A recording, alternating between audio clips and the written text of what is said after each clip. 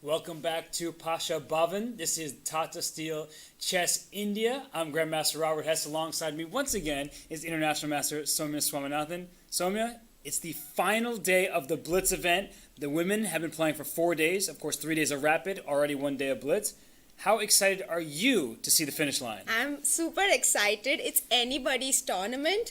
I mean, we have 5 players who are in contention. Harika Dronawali of India is leading the event, so great news there for Indian fans. And of course, we have Humpy, we have Ju Wenjun, we have Divya, we have Polina. All of them are trailing her closely. And the first matchup is in fact between Harika, who's leading the tournament, and Divya, who's the find of the tournament. Yeah, Harika is playing against Divya, and Humpy is also playing against Ju Wenjun. So we have our top 4 contestants playing against one another. We have to say that we were very impressed yesterday with Harika, her ability to rebound after, by her own admission, not the best Rapid event. And for Ju Wenjun, it just seems like she is so consistent from start to finish. She flies under the radar because we almost expect her to be excellent. Absolutely. In fact, Harika also was so sweet to join us yesterday, and she was so genuine in all of her replies to our questions, and Wenjun as well. I mean, we met her after the games and she was so composed and relaxed and chill. I mean, it really amazes me how she manages to not take absolutely any pressure. It's not visible in her body language at all. Yeah, and she had a dinner afterwards with some members of the embassy, I believe, from China, and based here in Kolkata, and invited some of the other players. It seemed like they had a really good time getting out of the hotel into a new environment. But Yeah. it's going to be an exciting final day. They had some relaxation for dinner, but now it's back to the action of the chessboard. Absolutely. And there we have the players on the screen right now. Divya facing Harika with the white pieces. She faced her with the black pieces in the Blitz game, and the pairings are basically the same as yesterday, but with the colors reversed. So there we see Nino, whom we also met last night during a walk, very relaxed and chill as well during this event, playing against Polina Shuvalova, who is a fantastic Blitz player, a flawless fighter indeed. And there's Vantika, who's impressed Robert very much with her gameplay yesterday, facing Savita Shri. Both of them are in the Indian team for the Asian Games, as well as the World Team Championship in Spain, in Poland, which starts day after.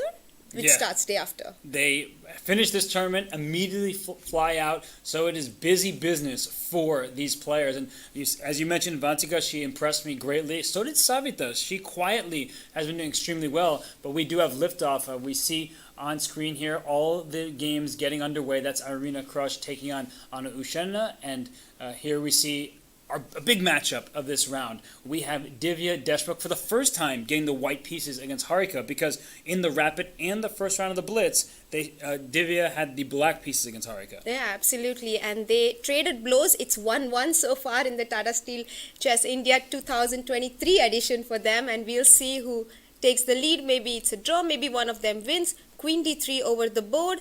So Divya playing her London system, which she also employed yesterday, and knight bd7, maybe white plays c4, or she can also go with c3, stay solid. One of those big questions is, where does the c-pawn go for white? And for black, I think c5 is very likely, but she hasn't castled her king. Maybe she'll take her time. And, well, for Harika, this is a big opportunity. She did beat Divya yesterday in the first round. If she can get this win, I mean, Ju Wenjun is keeping pace with Harika thus far. We're going to have to go between those two players throughout the day. Of course, if anyone else catches up, they'll keep our attention. But Divya, she chooses c3, so a calmer setup from the Rapid champion here in Kolkata. Yeah, absolutely. And I've always wondered that whether knight can go to h5 and take the bishop on f4 in these kind of positions, because white has not played h3 yet. So that's always a option for black, especially there is no attack on h7. The light squared bishops have been exchanged. So knight e5 by Divya, and I'm really tempted to go knight h5 here. Yeah, I would be tempted as well. And while Harika sits and thinks for a second, why don't we go over to our game between Zhu Wenjun and Humpy Canary? We're going to go back and forth between these two games because Humpy is trying to take down Zhu Wenjun, who's in a tie for first place with Harika. And wow, what a position we have here. Black is up a pawn, but lacking in all sorts of development. None of the queen side has been touched. There's this pawn on c6 that is in the direction of all of White's pieces in the next few moves. Soumya, Wow. I would be worried about having black here, and yet the eval bar says equal. I really like it for black on the other hand because I don't see a way to win the extra pawn back, and in that sense we'll be a pawn up. One of the minor pieces have been traded. The dark squared bishops are off the board, so black is will not be in a big trouble, even though white will gain the center and white will have more space in the center and the king side because there are lesser pieces on the board. I think black will manage to defend it. I would really like this position as black here. Yeah, the more you talk about it, the more I agree with you because c6 can be captured. White has 3 pieces aimed at that square, but we will see mass liquidation. All the minor pieces on that side of the board will be traded. Black will then slide the rook behind what's going to be some passed pawns on the queen side, and we've talked about this. In the early stages of the game, it's good to have an extra pawn in the center, like White does, but later in the contest, it's good to have an outside passed pawn, which is what Humpy is relying on. Yeah, absolutely. I was even considering to save my pawn with rook a6 instead of queen e7, but Humpy decides to allow knight c6 and Wenjun doesn't take it. So now Humpy has actually retained her extra pawn.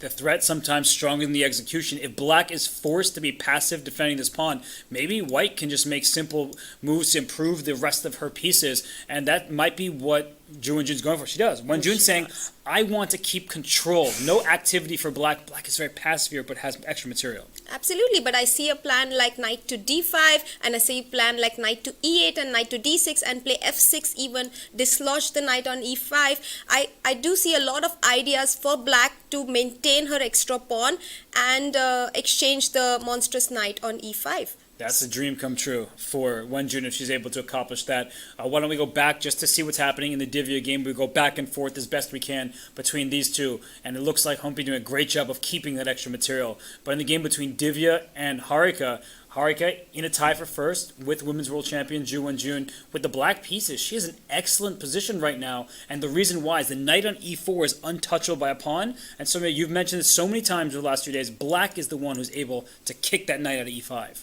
Yeah, absolutely. So the knight on e5, even though on an outpost can be kicked back any time, it's interesting. She's placed her rooks on c1 and b1, and neither of them are open files. Well, we know her plan, and that's why Harika, look at that exquisite skill. She says, white wanted to play c4, not so fast, Divya. If you're going to try to open the queen side, you have to give me a pawn on c4, gaining more space for black. Yeah, and then it will be, the knight on e4 will be even more solid. So she goes queen d1, she wants to play b3, kick the queen back, and then play c4.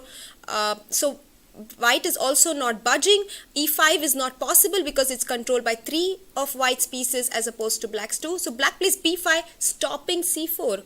Prophylaxis there by Harika. She did not take on a2, by the way, even though she could. She decided to play it positionally rather than tactically. b3, queen c6, and now c4 is impossible. Queen e2 will be met with rook to c8. One of the rooks, maybe the f rook, because the a7 pawn is hanging in case the black moves the a8 rook from the a file. I like her decision not to get greedy and take that pawn on a2 when she could have, because that would have made white's next moves easier to play. Now I feel like white's in for tough decisions. c4 is not happening. She tries rook to c2, she'll play rook c1, but as soon as that rook gets to c1, there'll be bishop a3 kicking the rook out of there. I like bishop a3 already, but it also traps a bishop after b4 and then rook to b3, so we have to be careful not to get it trapped like Fischer did. And rook to c1, rook to c8. Black is okay. We don't see any big ideas for white yet. Knight to d2 will be met with e5, and the bishop gets trapped. That's very good recognition by you. I was thinking just trade knights that still stop c4, but e5, that bishop is out of real estate. The pawns are in its path. It has nowhere to go, so e5 would be scary. And g4, that the engine doesn't hate that move. That is a surprising decision, but approved of by our silicon friend. Queen e2 and queen e8, and now is c4 possible because the knight on e4 is no more defended by the black queen, but e5 probably for c4, and the d4 bishop can always go back. But there's a problem, I guess, with this d5 pawn. So e5 Right. might be tricking yourself. You think you're trapping a piece, but you may be losing material because once this bishop moves out the way, this pawn will be loose with check. So That's nasty. And it's not at all easy for black to get e5 in, but the engine loves it for black. So I'm wondering why not c4? White goes f5 instead, tempting black to play e5, and bishop takes. E takes is met with bishop to b6. She did not take the pawn back, and queen d5 with the check. right, I'm looking at rook takes c3 because if the rook takes, there might be knight f2 check ideas at some point. Wow. But d5 is hanging with check. It's getting messy. I wonder how Ju Jun is doing. We're going to go back and forth as best we can here. And rook takes c3 was played. It's a tactical decision. Apparently the engine doesn't like it. We'll be right back to this game in a second after we look at how when June is doing, okay, it's even material. This one looks solid. Both players in time trouble. I don't know. Should we go back to the Yes, let's go Harika back game? to Harika game. It's far more tactical right now. And black is a queen up.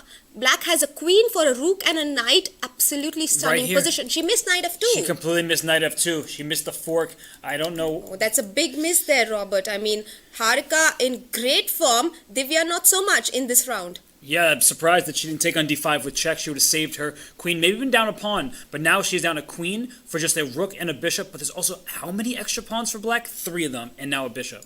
Right, Resign. and this will be resignation. Harika continues her great form. She keeps her lead. Divya started with 0 out of 2 yesterday, but came back roaring to go in the next 7 rounds. She might be able to do just that. Let's go back to Vengeance game. What do you think of this position? I think black is better.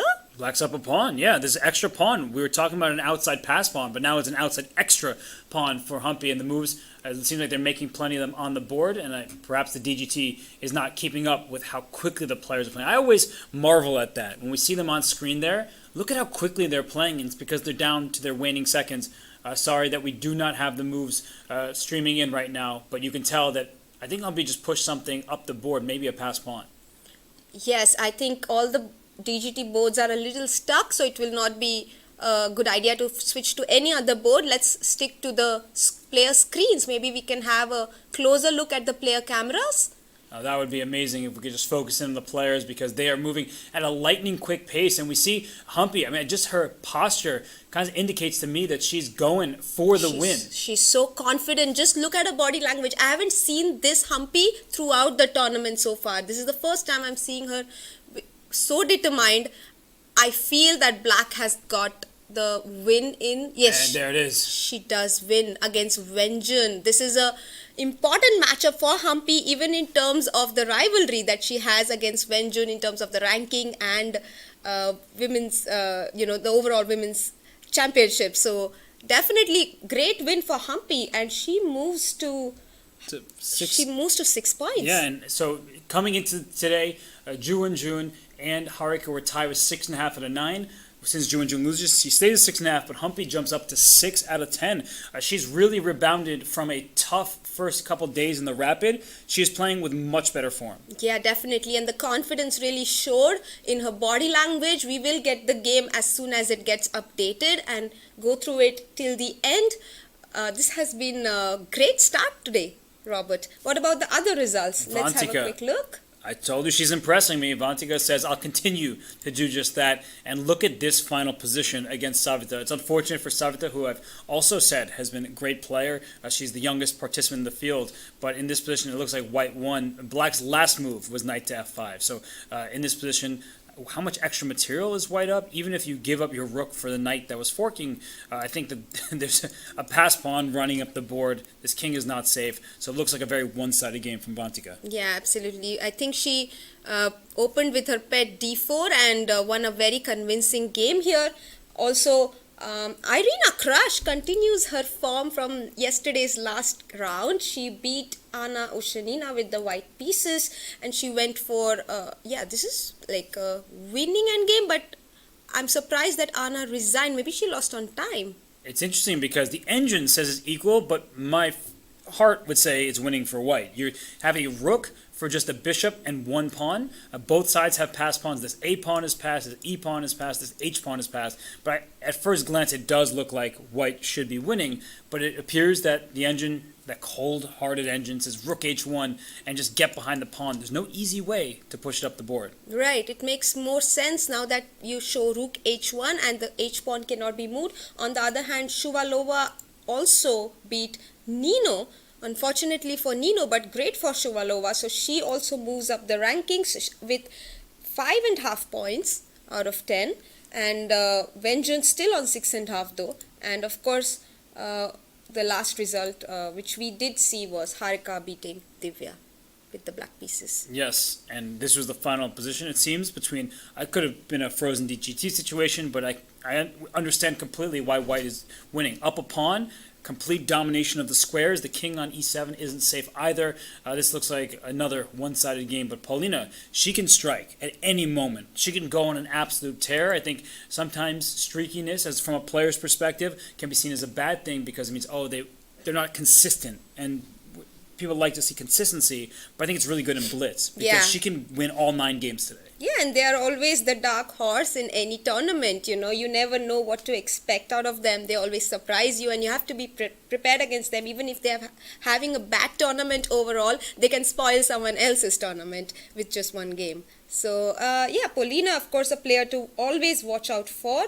She plays against Savita in the next round with the black pieces, and Harika plays against Nino, who's not in great shape in Calcutta right now. No, but Harika is, and that's great news for Indian fans because we just had round 10 completed. We will update everybody on some of the specifics of the games, but we do know the results, and we can show you those because it was another bloody round. All 5 games were decisive. Starting off the top, Harika Dronavale, she takes down Divya Deshmukh with the black pieces. Second day in a row, she beats her in Blitz. Paulina Shuvalova, she wins against Nino Batsishvili. She stays in contention.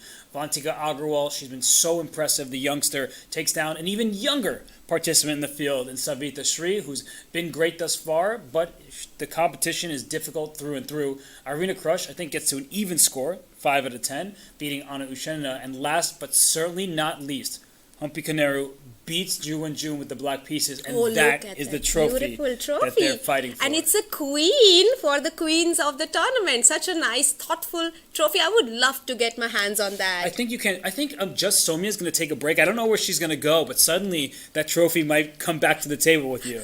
I'm so tempted. I'm so tempted. And it's such a nice idea to place the trophy in front of the players while the tournament is going on, but because it definitely motivates you. I know that I do get motivated when I see a beautiful trophy in the tournament hall and I want to play better. So why don't I distract everybody? I'll tell a story, I'll go on a rant, maybe I'll sing a song, and nobody will see you sneak out there and take that trophy. But you need to earn it, Robert. It's not to take, but to earn. That's a really good point, and it's somebody who is trying to earn it and doing a great job. That is Harika Dronavale, because these were standing from the Rapid. Divya, she earned her trophy there in the Rapid tournament. Juwon Jun was so close, but couldn't win that final game. But here in the Blitz, we don't know who will take the trophy given to the winner, and Harika, she's in the pole position right now with 7.5 out of 10. Yeah, she has won a lot of beautiful trophies in her career so far, but she will be wanting one more. And she is going for it. The next rounds have not yet begun. So do you think we should have a look at Vantika's game, Robert? Because that was quite impressive, the end. And let's just go through it quickly before the next round begins. Sure. Let's go back to the start of that game because we saw the final position. It looked very one-sided, but you need to get here from somewhere. We should look at the history of that game. And the players, they're going to take that quick break. They're going to get back to the chess. But while we have a moment, maybe we can analyze this game. Yeah, let's have the board on the screen so that we can go through Vantika and Savita's game. Vantika was white. So there we have it. And Vantika opens with d4 against Savita Sri's King's Indian. Both of them like to play these openings from either side. And Vantika does go for is it the Saravan variation or is it the Auerbach? The Auerbach. But she does go for it quite often. Knight c6, knight e5 and f4. That's the big reason why the knight stayed home on g1, is it's not in front of the pawn's path. And this looks dangerous, right? Because knight gets to g4, but look at black's pieces. They're kind of clumsy here as white is going to push them back. Right. I don't like the fact that Savita has played knight c6. Probably black needs to play c5 and wait for black to commit d5. Now the knight is doing nothing on h6. It's completely out of the game. Let's see how Vantika handled it. a4. She doesn't allow any counterplay on the queen side. But on the other hand, black has the b4 square, but the knight, instead of being on a6, is on h6, so it never gets to b4. No, and this knight on f6 went out of the way of the bishop, but look at white's play here. King h1, getting the king all the way tucked in the corner, and a5, so black tries to play on the queen side, and white strikes in the center because of that silly knight on h6. Absolutely, this is an important tactic. If black takes, white takes back, knight takes, bishop takes, and the knight on h6 hangs. This is a nice point there.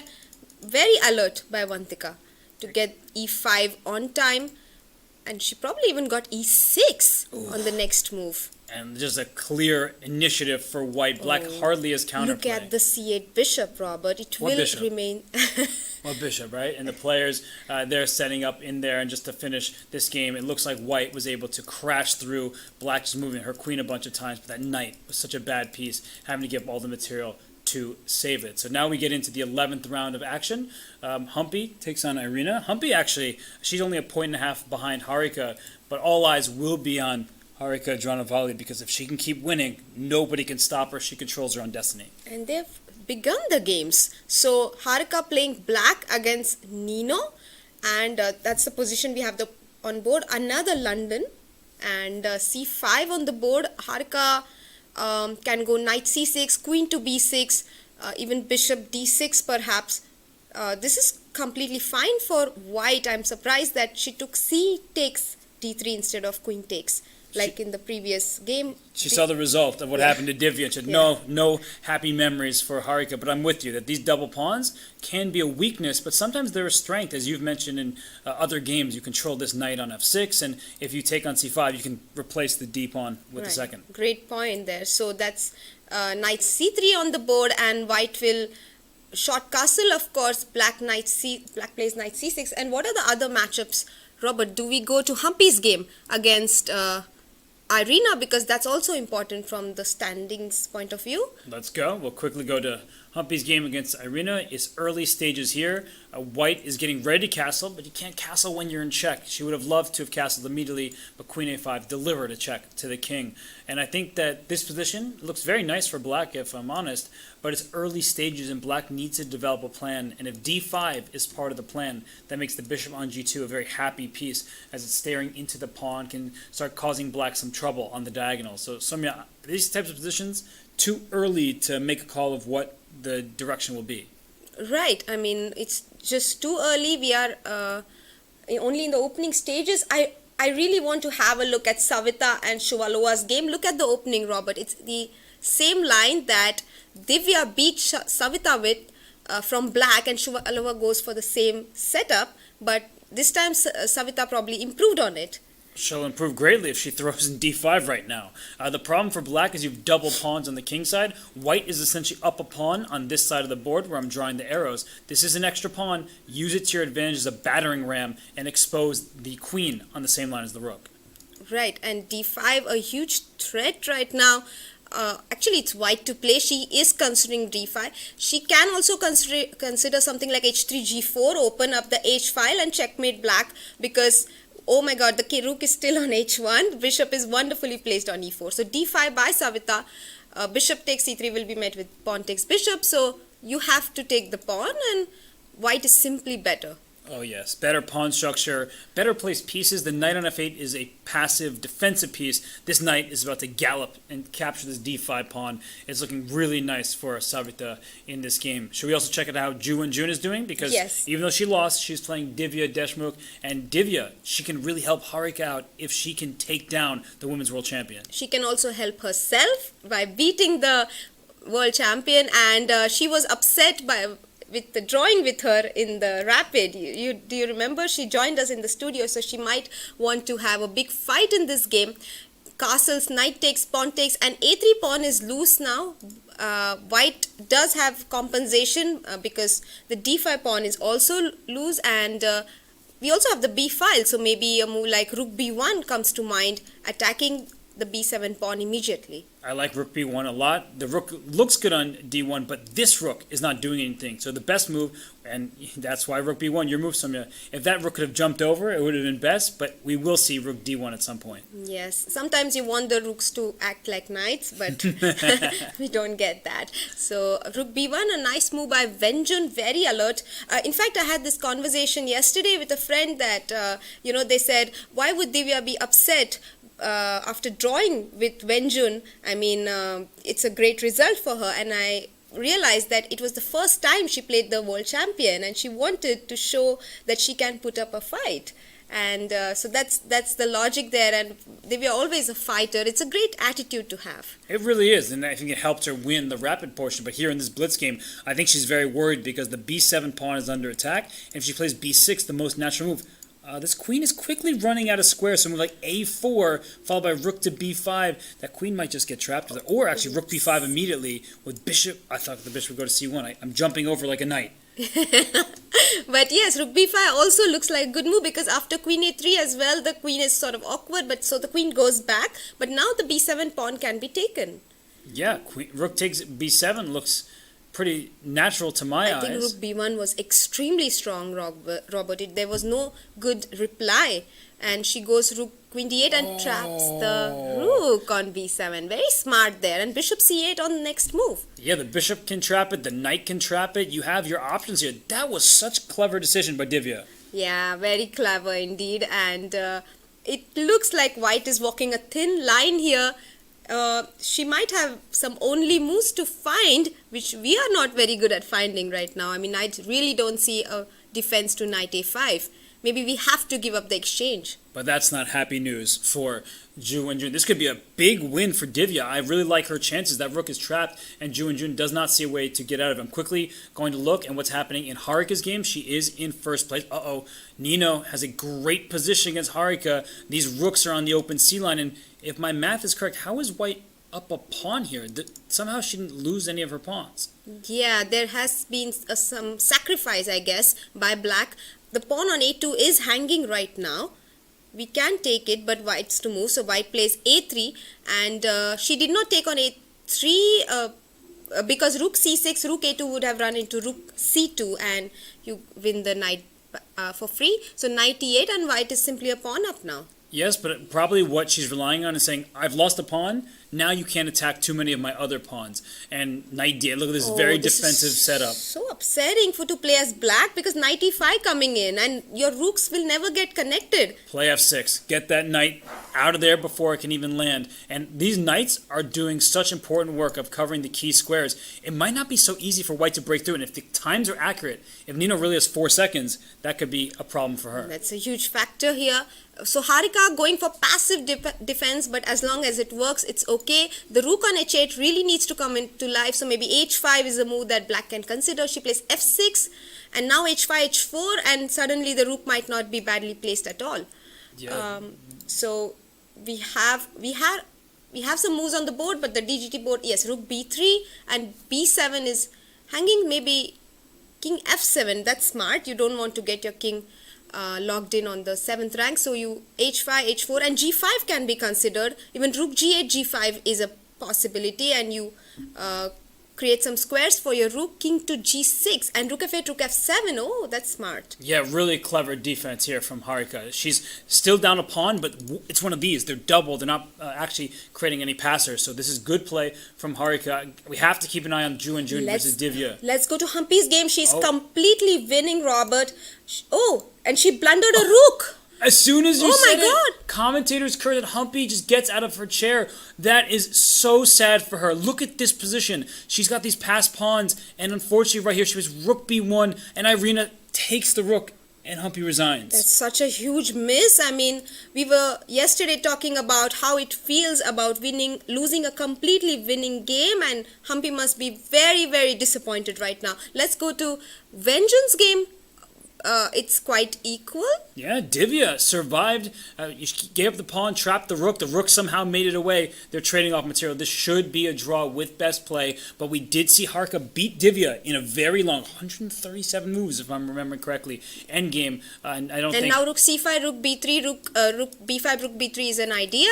So white should be careful. And king is on g3. So whenever the rook moves from the third rank, you pick up the a3 pawn with a check. So maybe it's not very easy.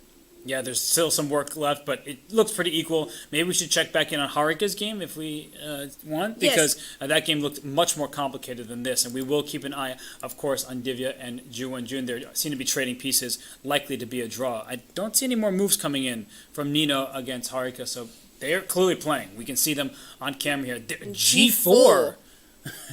Wow. And what does white plan to do for h takes g4, which is the most obvious move, h5? But then you take on h5, rook h1, and king to g7, or king to g6, or knight to g7, and that's okay. So I don't see the idea. H takes, rook g1 will be met with f5. Well, I mean, they're making moves so quickly that the board can't keep up, but the king side is probably just completely liquidated at this stage. It would be really nice to get only the player cams on the screen right now so that we have a closer look.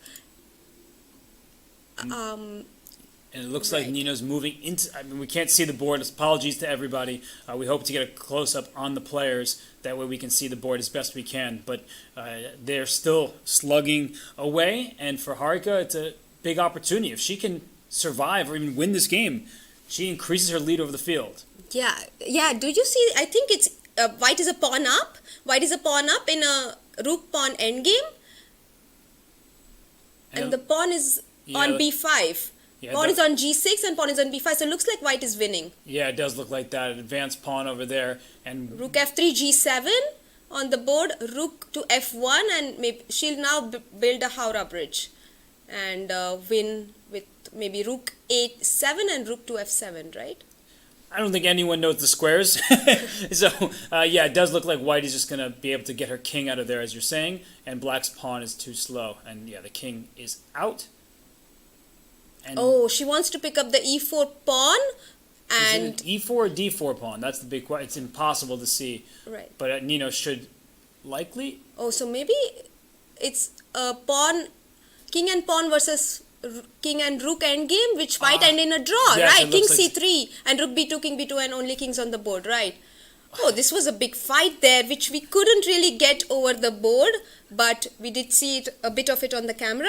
Yes, and it looked like the king was just close enough. Oh, now a move came in. One move did that before g4 is played. The pawn went to f3. So we will try to fill you in on that game. But first, this was the game between Divya and Ju. It looks exactly like the end game between Harika and Nino, where you give up your pawn for white's passer, and then black will end up getting a queen, and white has to give up the rook. Right. So this was also a big fight. And what about Shuvalova? She won against Savita with the black pieces. And oh wow! Look at this position. Wow! What a way to win with black. Can we go through this game quickly? Let's first have the results on the screen, and then we go through Shuvalova's game quickly. Yeah, let's see the round 11 results. That was a very fighting round. All of these Blitz matches, they're going to have ups and downs, and we see more winning chess because decisive chess is common in the quicker time patrols. But we know that Harika saved a draw against Nino. That looked like a very tough position. Divya held against Ju and Jun. That's very good news for Harika, who maintains her 1-point advantage. And Humpy, that rook blunder. That was a big miss. And it's one of those things you see only in Blitz or maybe Bullet, but not in the rapid section, definitely. It was a big miss for Humpy, losing concentration there only for a second, but it cost her the game. Anna Oshinina, on the other hand, had a nice win against Vantika Agarwal with being a queen up in the last position. A whole queen up, Robert. A whole queen up, so I'm going to... Yeah, that is an entire extra queen. I don't know if the queen was blundered somewhere here, but that is certainly an extra queen for white. Oh. Wow.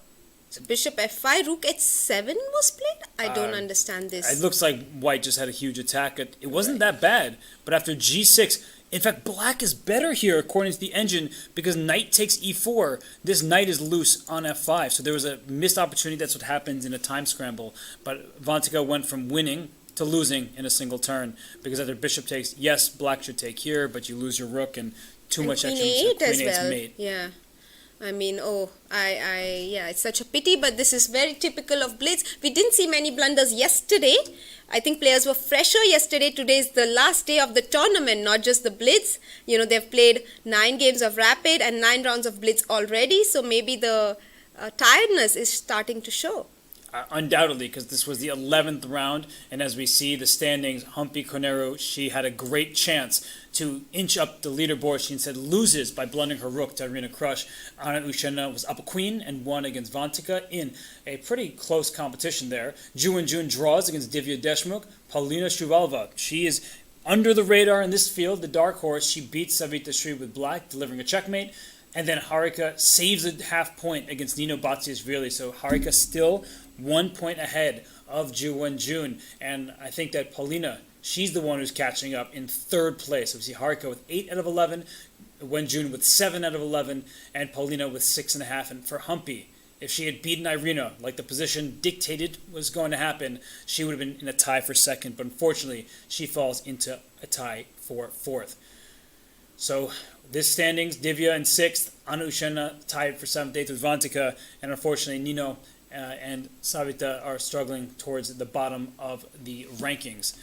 Some of it's still just think 3 people really have good chances: Paulina, Wenjun, and of course Harika. Yeah, of course, Harika in great form, saving a tough position against Nino. Do you want to go through? We did have a look at Vantika's game quite closely. Let's have a look at Paulina's game this time with black pieces. This was quite a fun game, fun position to see in the end, right? Yeah, this was the final position of that game, and the last move was the bishop takes on c1. But we left off when white went d5, and it looks very nice for white. You're just much more active, but one of the issues of pushing pieces in front of your king is your king does feel a little bit weaker.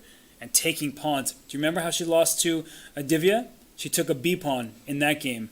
This looks very good for white, but the open b file clearly hurt her. Yeah, I think this was a position to be played with initiative and attack, not with material. And Savita simply didn't probably get the feel of the position, even though the engine really likes it. But in Blitz, it can be very awkward to have an unsafe king. The pawn is rolling, though. This looks great for white, so it probably was decided in time trouble as black is starting this big attack down the b file. The bishop on b3 should not move, and we see rook d1. Good moves from white every single turn here, and now she takes on a6, and black brings the queen out, so another powerful piece in the attack. And I think around here things start to go wrong because queen e4 check. She missed queen e4 and queen e2, and now bishop b2 is also a threat, and even queen d1 might work in certain cases, giving up the queen. So this was so many tactics. Right, and even rook b3, queen e2, bishop b2. I mean, it's so risky. In fact, bishop b2, king b2, rook b3 is a threat right now, yes. Robert. Yes, bishop takes b2 looks winning.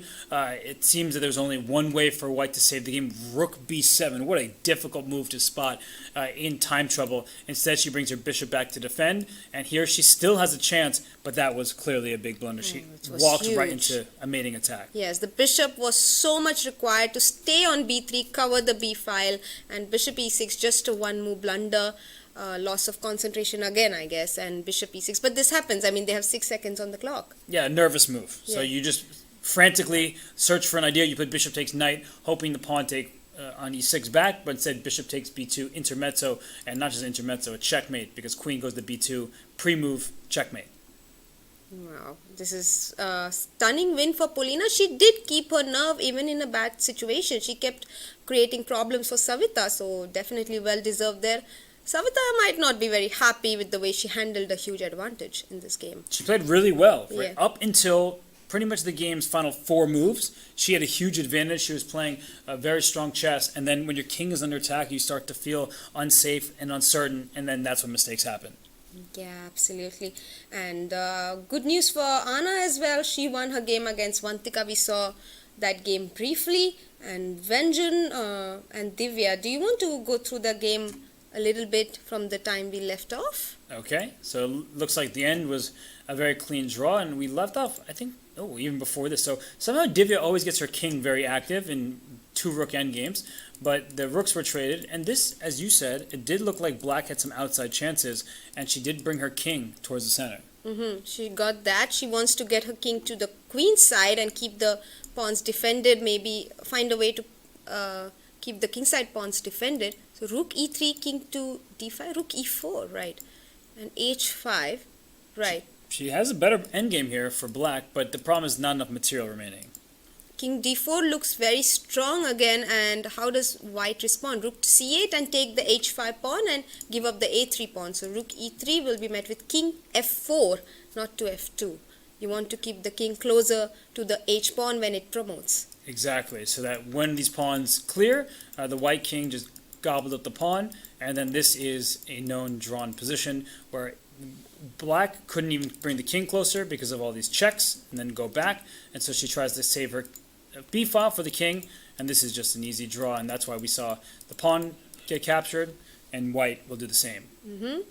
And I think we are ready. We have 2 minutes to go, so let's have a look at Harika's game. What happened there in the end? We missed a little bit of that as well.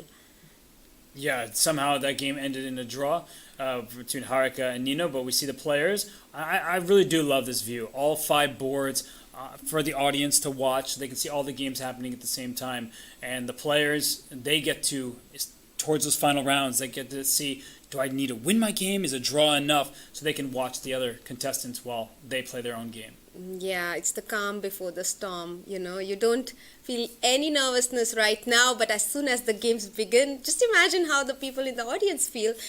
Even though today actually it's raining a lot in Calcutta, we got caught in the rain and we had to solve a small puzzle as well. Yeah, we did. So you were smart from the start to bring your own umbrella. I was not. I had to borrow one from the hotel. But then, we went together. Then we had to go back for Rakesh. Then Rakesh came with us, and then Rakesh went back. So we just had a back and forth with the umbrella. But we solved the issue. Everyone got in pretty dryly. Yes, we were okay. And in Calcutta, it's monsoon right now, so it rains anytime. But luckily, the rain doesn't affect chess as much as it affects cricket. So we have our games started right now. Harika plays the Trompowsky with white.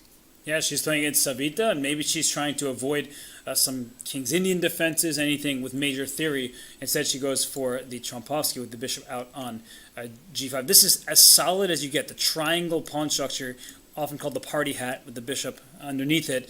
I think that she's just trying to play maybe a less adventurous game than we saw in some of the previous ones. That's a very nice way to put it. I'll never forget it now. Party hat with the bishop underneath. And do you want to have a look at how Wenjun is doing? Because she's also quite close to Harika right now. Oh, wow. Yeah. No, we're getting... Let's stick to this game. We were going to go, and then suddenly a pawn was captured on c5, and bam, here comes e5. Watch out for the fork, and that's where the bishop goes to remove the knight. I have a question for you, because I always feel like in Blitz, I want the extra material. I don't care about the center. I feel like it's hard to prove the initiative in Blitz, because so many mistakes happen. Do you prefer the initiative or the material if you had the choice in a Blitz game? I'm not the right person to answer this question, but I always prefer the initiative, no matter whether it's Blitz or Rapid. But I get it. I mean, in Blitz, it's all about your intuition. Probably yours works better than mine. Well, it's this pawn on c5. My problem in Blitz is I see that, and I want to immediately attack it. And then I see my opponent can defend it, and I don't know how to get the material back to equality. Right. And compensation is vague as a term. But that's the whole point, that you don't get to time to calculate, so you can always create a lot of threats if you have the initiative. So I always like it that I can create more threats than my opponent can on me. It sounds like you're an optimistic chess player, and I'm more of a pessimistic chess player. I'm worried about getting my material back. Maybe I'm a little greedy in that sense, and you're like, no, let me go for the attack and checkmate. Mm-hmm. You are with this very good friend, so I understand the greediness. Queen c7 on the board, and now the c5 pawn is attacked. So you're thinking that white will simply support it with b4, and probably you're right. Yes, I do see Harika going for that, but I also like b6 as a reply, because you cannot, if you take on b6, I take on c3, but bishop f4, knight of d7, and now b4. Very clever, because now b6, c6 is the response, and you can't take back on c6 because your knight is pinned. So she's gaining at least a tempo. Oh, this She looks does really go for- bad. Oh, now oh wow. So Savita keeps getting the bishop stuck, or no, it was Vantika, I guess, in the previous round, and c6, and the knight on d7 has to come back to f6, of course. Knight on b8 would be completely stupid because b5 and a4 and knight b8, rook a8, bishop c8, just look at black's position. So, yeah, Savita missed this. What did I say about that extra pawn? This is why I don't like facing the extra pawn. Look how far it gets, and it's a protected passer. Yeah, you called it. Yes, I think yours and Harika's intuition worked much better than mine and Savita's here. But b5 on the board, a6 is obvious. a4 will be white's reply. You exchange a couple of rooks on the a file and gain some relief at least, because you want to exchange pieces when you're passive. But bishop g4 by Savita. I think you just win a piece. If she takes, and Wow. look, you can see Harika, she finds it immediately, and she goes Wow. up a full piece. So this game will be over right now if Savita decides to resign, which will be a very reasonable decision. Bishop g4, and white is a piece up, and great position as well. You can tell the form that Harika's in, right? She just saved a tough game, and then she spotted her chance immediately. It wasn't even a second of calculation, because she realized that knight was pinned, could be captured, and now she's just going to keep her lead in the tournament. You don't even need to give up the g2 pawn. Bishop h3 and everything is safe. You even can come back g3, bishop g2. You're just a piece up and a pawn up. Just wonderful play from Harika, and just to quickly show again that this bishop f4 move, it really won her the game, because that pinned knight, of course Savita wanted to defend it, but it got her into even more trouble, and now this is easily winning. So do you want to stay here, or should we go to... No, we should go to Vengeance game. Looks like, oh, there was so many exchanges right now. I mean, it was very complicated, but she's playing Irina Crush with the black pieces. Just a few seconds ago, there were huge exchanges on the d file, and it's quite equal now. Yeah, this between Irina and Wenjun looks very equal. That's good news for Harika. I mean, if everybody else can take points away from Wenjun, and if Harika keeps the form that we've seen from her, that she is well on her way to taking first. And we know what it means to her. I mean, she was so happy to be here in the interview. She's a very modest person, but winning an event in her home country like this, Yes. that'd be so nice. Modest doesn't mean too polite. She's also very determined, and she wants to prove She's herself. polite off the board. Yeah. On the board, no. She's a tigress. Yeah, she really is. And I also love what she said about the younger generation. She's happy for Divya, but that doesn't mean that she doesn't want a title for herself. Of course, she would be happier for herself. So, speaking of Divya, let's go to Divya's board, because it looks like she's crushing Nino right now. She's an exchange up and has a great position. Nino, of course, has a compensation of pair of bishops. They always provide good compensation against the exchange, but it's not easy to defend as black, because the c4 pawn is always a passer, and white has many things to play for. Yeah, this position does not look very friendly, and this bishop on c3, it's stopping the c-file, so maybe there will be a capture on the square if white isn't careful, but that's why Divya just gets behind her pawn. Later, she'll bring her rook up to d7. It's not winning just yet, because black is in such a good defensive pose. Oh, but I love rook a1 right now, and the bishops are both on the a file, but she goes for rook d7, okay? And rook d7, bishop b6. This is exactly what I didn't want to allow as white, because the bishop on a6, and now the rook is a little stuck on c1, defending c4. Maybe she needs to bring her king towards the c pawn, and so that she can free her rook later. Yeah, somehow if this king could get over to b3, then white would free this rook up, as you're saying. It seems like a long journey. Good defense so far by Nino, and maybe we should see... I mean, Harika, I assume, is still winning. Let's quickly go back to her game. Maybe we'll catch a finish. Oh, yes. Yes, she just went queen to d7. That's Harika, and... what is the extra material? Is it a full rook right now and some pawns? Wow, that's a lot. The only reason Savita is still playing is because it's a blitz game and she hopes for a blunder. But she's also so much lower on time. She's a whole minute down on knight g5, coming in knight f7. we will see a full game here. I feel Savita is going to play till checkmate and the viewers can enjoy. No, Savita resigns. So we just saw Harika win. We didn't have her on screen, but she did win her game. You see them resetting the pieces, but another victory for Harika Janavali. She's getting closer and closer to that coveted Blitz title here in Tata Steel Chess India. So I was just looking up at the wonderful art we have on the wall, the poster, and it says India's biggest chess tournament, and what a win it would be for Harika. Definitely, and she also seems to be getting more and more confident. I sense it in her. She immediately got up after her win. She's not like just on the board setting up the pieces. She's feeling the energy. Let's go to Shuvalova's game against Anna, because that seems like a big fight. Yeah, it is. Chances for both sides here. White is up a pawn, but black has this bishop, a very strong piece staring through the position, and white is a little bit tied down. Ooh, giving up the back rank. What? No, That's obviously Queen to D1 was played, of course. Why would you play that move? Nobody would. I don't even know how that appears on the board. So clearly the DGT board's having some issues. We apologize for that today. But yeah, something was captured here. Maybe rook takes and queen d7 after that. That would make more sense. But should we go to a different game that probably doesn't have the same... Definitely. Let's have a look at Divya's board. She's now an exchange up and Nino has lost all the defensive chances. What happened there? Look. Yeah. So right here, c5, so smart. It looks like the rook is under attack. Take my rook, I get a queen, says Divya. She is going to win this game. Yeah, definitely. Nino already resigned. No, Nino is still playing, but she will resign. And wow, great win for Divya in this game. I think the game is over. It's just not updated. And then we go to Vengeance game against Irina. It's quite equal, but both the players are fighting.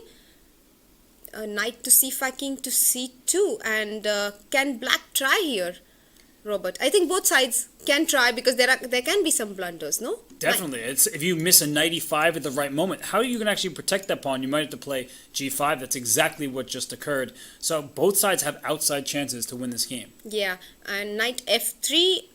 Actually, it's not very easy to play this position in Blitz, because the position is not exactly solid, even though it's equal. King e4, and the king is coming into knight d4, a smart move, keeping the f5 pawn attacked. h4, more pawn exchanges are always good to defend. That was a great move, though, going after this b4 pawn, because black's pawn is advanced, white's pawn can't even move. And this looks scary for white. Very scary. I think white will have to give up the knight for the pawn. I would really... Oh, knight takes pawn! Wait, white can win this game. Tactic. Knight e1 is unavailable. She won 91 anyway, but this endgame, with this outside passed pawn, there's definite winning chances for white now. Yes, h4 and bishop g5, and then you bring the king to attack the b pawn. Yes, she brings her king back, maybe king e2 now. And this is an issue for black. h8 matches this bishop, so you can't sacrifice a bishop for this pawn over here and hope to make a draw. Still good chances for black, but the king is stuck. A big miss by Vengeance there, allowing knight takes pawn, and Irina with the pawn up in the bishop endgame. Can we have a closer look at the player cams so that we know what's happening? Yeah, we see that both players are moving quickly here. We have the position on the screen. The bishop takes b4. This is winning, right? This endgame, because the king is very, very far. Now we bring the bishop to c5, I guess. She's going for it. There's great winning chances for white right now. Oh, and it's winning. As you said, you called it the exact right idea, and black apparently cannot stop the pawn with the king. And now b4, king f5, king d5, and we have opposition, and then we bring our...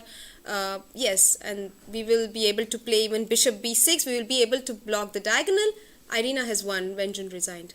Wow, a big win for Irina Krush, who's brought her best in the second day of the Blitz. And it's unfortunate for women's world champion Ju Won-jun, because she was tied entering today's round with Harika. Now she trails by a point and a half. No, 2 points, actually. Yeah, I mean, I think Vengeance overpushed in this game clearly, and she was the one who had the chance to win in the end, but f3, a huge miss by Vengeance, and Irina did not make any mistakes there in the conversion. Yeah, the moment where she went f3, it looks like black is the one pressing for a win. The eval bar also suggests that black is better, but this is what happens in Blitz chess. f3, and just great tactical awareness. The king is overloaded defending the knight and this pawn. So when the knight took on f3, if the king took king takes d3, and the same thing as happened in the game would have occurred. So amazing recognition from Irina. A sad turn of affairs for Wenjun. And as we saw the game continue, yes, black maybe can draw this game, but I think from a real game perspective, white wins this endgame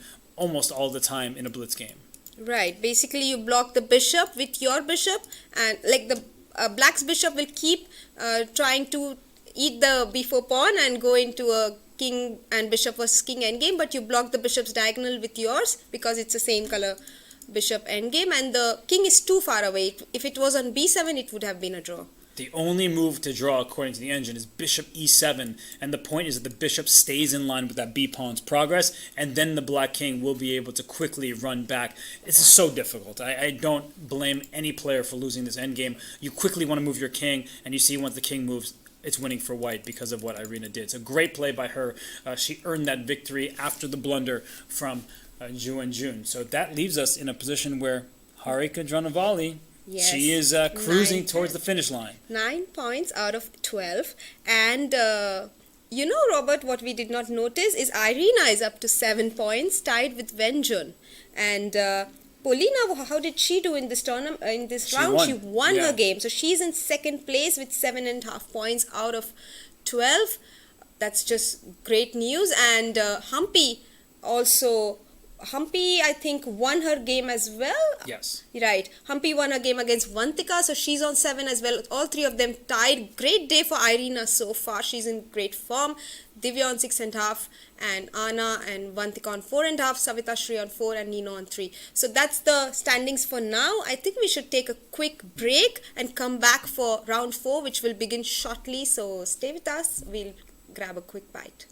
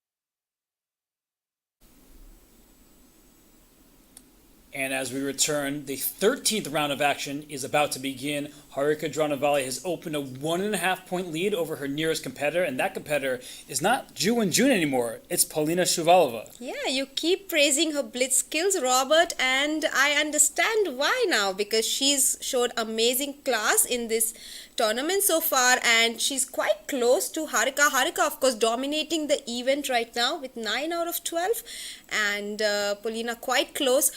This round, Harika faces Anna Ushenina with the black pieces, so we will stick to that game as much as possible. But before that, I want to take a poll in the chat about what the chat thinks is going to, who's going to win the event, guys. Is it going to be Harika, or will Polina catch up, or will there be Irina or someone else winning the tournament, because they also have a good chance? Yeah, Ju and June also with 7 points, and we mentioned Irina. It's surprising because she started off very poorly by her very lofty standards, and I think she's actually won 4 games in a row. She won the final game yesterday. She won all 3 games thus far today, but she did get a little bit of a fortune on her side when she won that game against Humpy, who blundered a rook in 1 turn. Yeah, you definitely need to be lucky in order to win some games, and Irina got that luck at the right time. She plays against Divya Deshmukh in this round with the white pieces. Humpy, on the other hand, plays Polina, so she has a chance to beat Polina in this round and improve her standing at the same time. Let's focus on yes, let's go to the player cam view so that we can have a look at the players. Big screen view of the players would really help right now. Yeah, the players are getting set for their 13th round, and we see them there. I see a handshake in the background, and here we see a handshake between Harika and Anna, and the game is off. And more fans than there were earlier. It's raining very hard here in Kolkata, so I guess it took them a while in the traffic. Absolutely, but they are here to show that they love chess, whether rain or sunshine. So knight f3 on the board. Anna opens with knight f3, and I guess let's have the player cams as much as possible, but maybe we go to Humpy's game. Yeah, let's try to get into another game. Maybe Irina versus Divya, because Irina has been very promising today. She's giving a huge fight to the tournament leaders, and Irina has the white piece here, and they say never play f3, but Irina does it to save her queen, and maybe later she'll get to play e4. Oh, that's a good point there, and f3 also. I mean, I'm quite surprised by this move, because bishop e2 was also possible, but she wants to keep as many pieces on the board. Irina is such a big fighter, Robert. What do you think are her strengths as a player? Well, it's funny because she is a fighter, but she's also very technically gifted. If she plays against the isolated queen pawn, sometimes I've seen her win very nice games, including against Harika down the stretch and end games. So she's such a gifted player in a universal style, and it depends on her mood, because she plays the Caracan as black, she plays the Sicilian as black. It depends on the day and what she wants to do. Absolutely. We saw her taking a lot of rounds around the park last night to get energized, and that's definitely her secret for coming back to form today. Knight to e2, c5 on the board. We are expecting maybe castle, and it will be a game for either sides, or maybe white can also consider long castle here with queen to d2. You don't want to... Yeah. Okay, the board suddenly went off, but we will come back to it. Maybe the rain affects the transmission. We are not really sure. It's possible. Let's go to Harika's game, just because she's in the lead and she's the black piece against Anna. What do you think of this start for her? Yeah, I think it's a very normal position, no? I mean, both sides okay. You don't like it for black? No, it's normal. I think not a single pawn has been traded, but b5 suggests that we might have an open b file for this rook. I actually think that black is doing quite well, but I don't know. These positions are so closed that I don't see the easy way to come up with a plan. But they're right in Harika's court, you know, Robert. She likes playing slow positions. She's someone who likes to build up her advantages as well as a strength in chess. So knight e7, a very Harika-like position on the board. b4 by Anna, and takes, and maybe a5. Okay, she goes bishop to c8. She wants to bring the bishop to b7, is it? Potentially, because then when e4 happens, she's f5 actually striking something. f5 is a strategically risky move, but if there's a pawn to capture, your rook does feel quite nice on f8. And where's this knight going? Maybe back around. That might be forced at some point, because the knight here is dominated by white's pawns. But you know, bishop a8, and then the bishop is completely blocked with the pawns, white pawns. So I think it's best to give up the bishop because it's not really a great piece right now. On the other hand, the white, she doesn't. She keeps the bishop, so she wants to keep as many pieces on the board. And well, it's not really clear what's black's next plan. Maybe she doesn't want to take on e4 for sure because that helps white to correct her pawn structure. But she'll maintain the tension in the center, not commit with f4, and maybe improve her knight on e7, as you pointed out, bring it to a4. The knight would be much better on a4. She also might go for queen b6. That has two different plans. One is to take on e4 if you hang the f2 pawn, but also to bring a rook to c8 and connect your rook. So I think that white is clearly better, but black may be able to stay alive and fight back. So let's go to, if we can, maybe should we go to Paulina's game and see, as she's trailing Harika by 1.5 points and she's playing against Humpy. And you know Humpy, she wants to fight to the bitter end, especially after that very sad loss to Irina where she blundered a rook. And I think it's been sort of the tale of the tournament for Humpy. Against Vantika in the Rapid, she just froze and lost on time. And then she just lost that game to Irina a couple rounds ago by a simple blunder of a full rook. Definitely. I think the tiredness starts to show sometimes, and Humpy, well, hopefully she did something right in the breaks. It's a very short break, but you do get time to recover and talk to yourself some good things, positive things, and encourage yourself, maybe even talk to your coach. Rook c8 on the board, and knight, well, I think knight b4 could be a possibility. Bishop a3 I really like for black. Maybe a6 and bishop a3 is quite promising. They've had a bunch of captures. I think we are sorry everybody's struggling with DGT today, but the moves, some of them just came in. We hopefully... You know, Divya's game against Irina is already over. No, I think that was a game from a previous round. Right. There's just DGT struggles, if we're being honest. But maybe we can go back to Ju and Jun's game. I don't think we have looked at it because Vantika Agrawal with the black pieces would love to take down the women's world champion. And look at this position. If this is the accurate position, Vantika with a huge chance to beat Ju and Jun. Ju and Jun not really in her best shape today, Robert. We were very impressed with the way she started the day, but she's been struggling in the last few rounds, especially last game. Maybe she couldn't even get it out of her mind yet. Sometimes players ruminate over their own losses in going into the next round. Knight c5 on the board. I like knight d4 for white. I don't want to give you the chance to also support the b4 pawn with another pawn, but on the other hand I get the d5 passer, so it's a trade-off. She took on c5, right, and queen takes. And Vantika says, I don't want the trade-off that Soumya was worried about, so it takes with the queen. No pass pawn for white. Right, and now it's not very easy. Black is threatening bishop to a4 and pawn b3, pawn b2, so how does white defend this, if at all? She played e5, giving up a pawn, but pawn takes will run into d6. No, she takes back with the pawn. But can I just take this pawn? Like, I don't think that this d pawn is very scary. She takes with the bishop, great move as well, and bishop on c3. This pawn is going nowhere. Black has these squares under control. This looks like it's very close to a completely winning advantage for Vantika. Vantika is playing great chess in this round so far. Rook to e2. White's position is completely passive. Her pieces do not attack anything at all. None of her pieces are attacking black at this point, whereas black's pieces, all of them are exactly where they need to be. Yes, and the question is, where does this rook belong? You can play rook d8 and go for the d pawn to stop it. Rook a1 is very tempting, but also risky because you give up a check on the back rank, but then you notice the bishop covers it. So in Blitz, we hallucinate often. She says, no hallucination for me. This rook's under attack. The knight is defended. Great play from Vantika. Knight e5 is a great move indeed. Still trapped? Bishop e3 comes to mind, but then bishop e2, and you don't care about the fact that your queen is attacked because you take white's queen instead. Rook c2 will run into b3, rook e4, and bishop d3 now, or f5? So rook a2, right. Bishop e3, and how do we continue this position? Maybe queen to d6? Looks completely natural. I just don't see what white is planning to do here. Queen b3 is always met by rook to b2. You have to watch out for knight f3 check. There's checkmating ideas here. And trading works. Take on d4 and rook takes, because queen takes will run into knight f3. That's what I was worried about. And, well, what next now? g5 is a move, right? Wait, b3. She gave away her pawn. Why did she give a pawn there? That was such a big blunder. That was a big blunder, Robert. I mean, b5, bishop is also hanging. Rook on a3, a2 is hanging. Queen a3 will run into queen b5, but then she likes knight f3. But that, I think, did she just forget the b pawn could be captured? Maybe she thought she had knight f3 and didn't realize the queen was still in sight of that square. Queen. But, oh, now again she has a chance to. Knight c4. Oh, she was Rook f6. a1.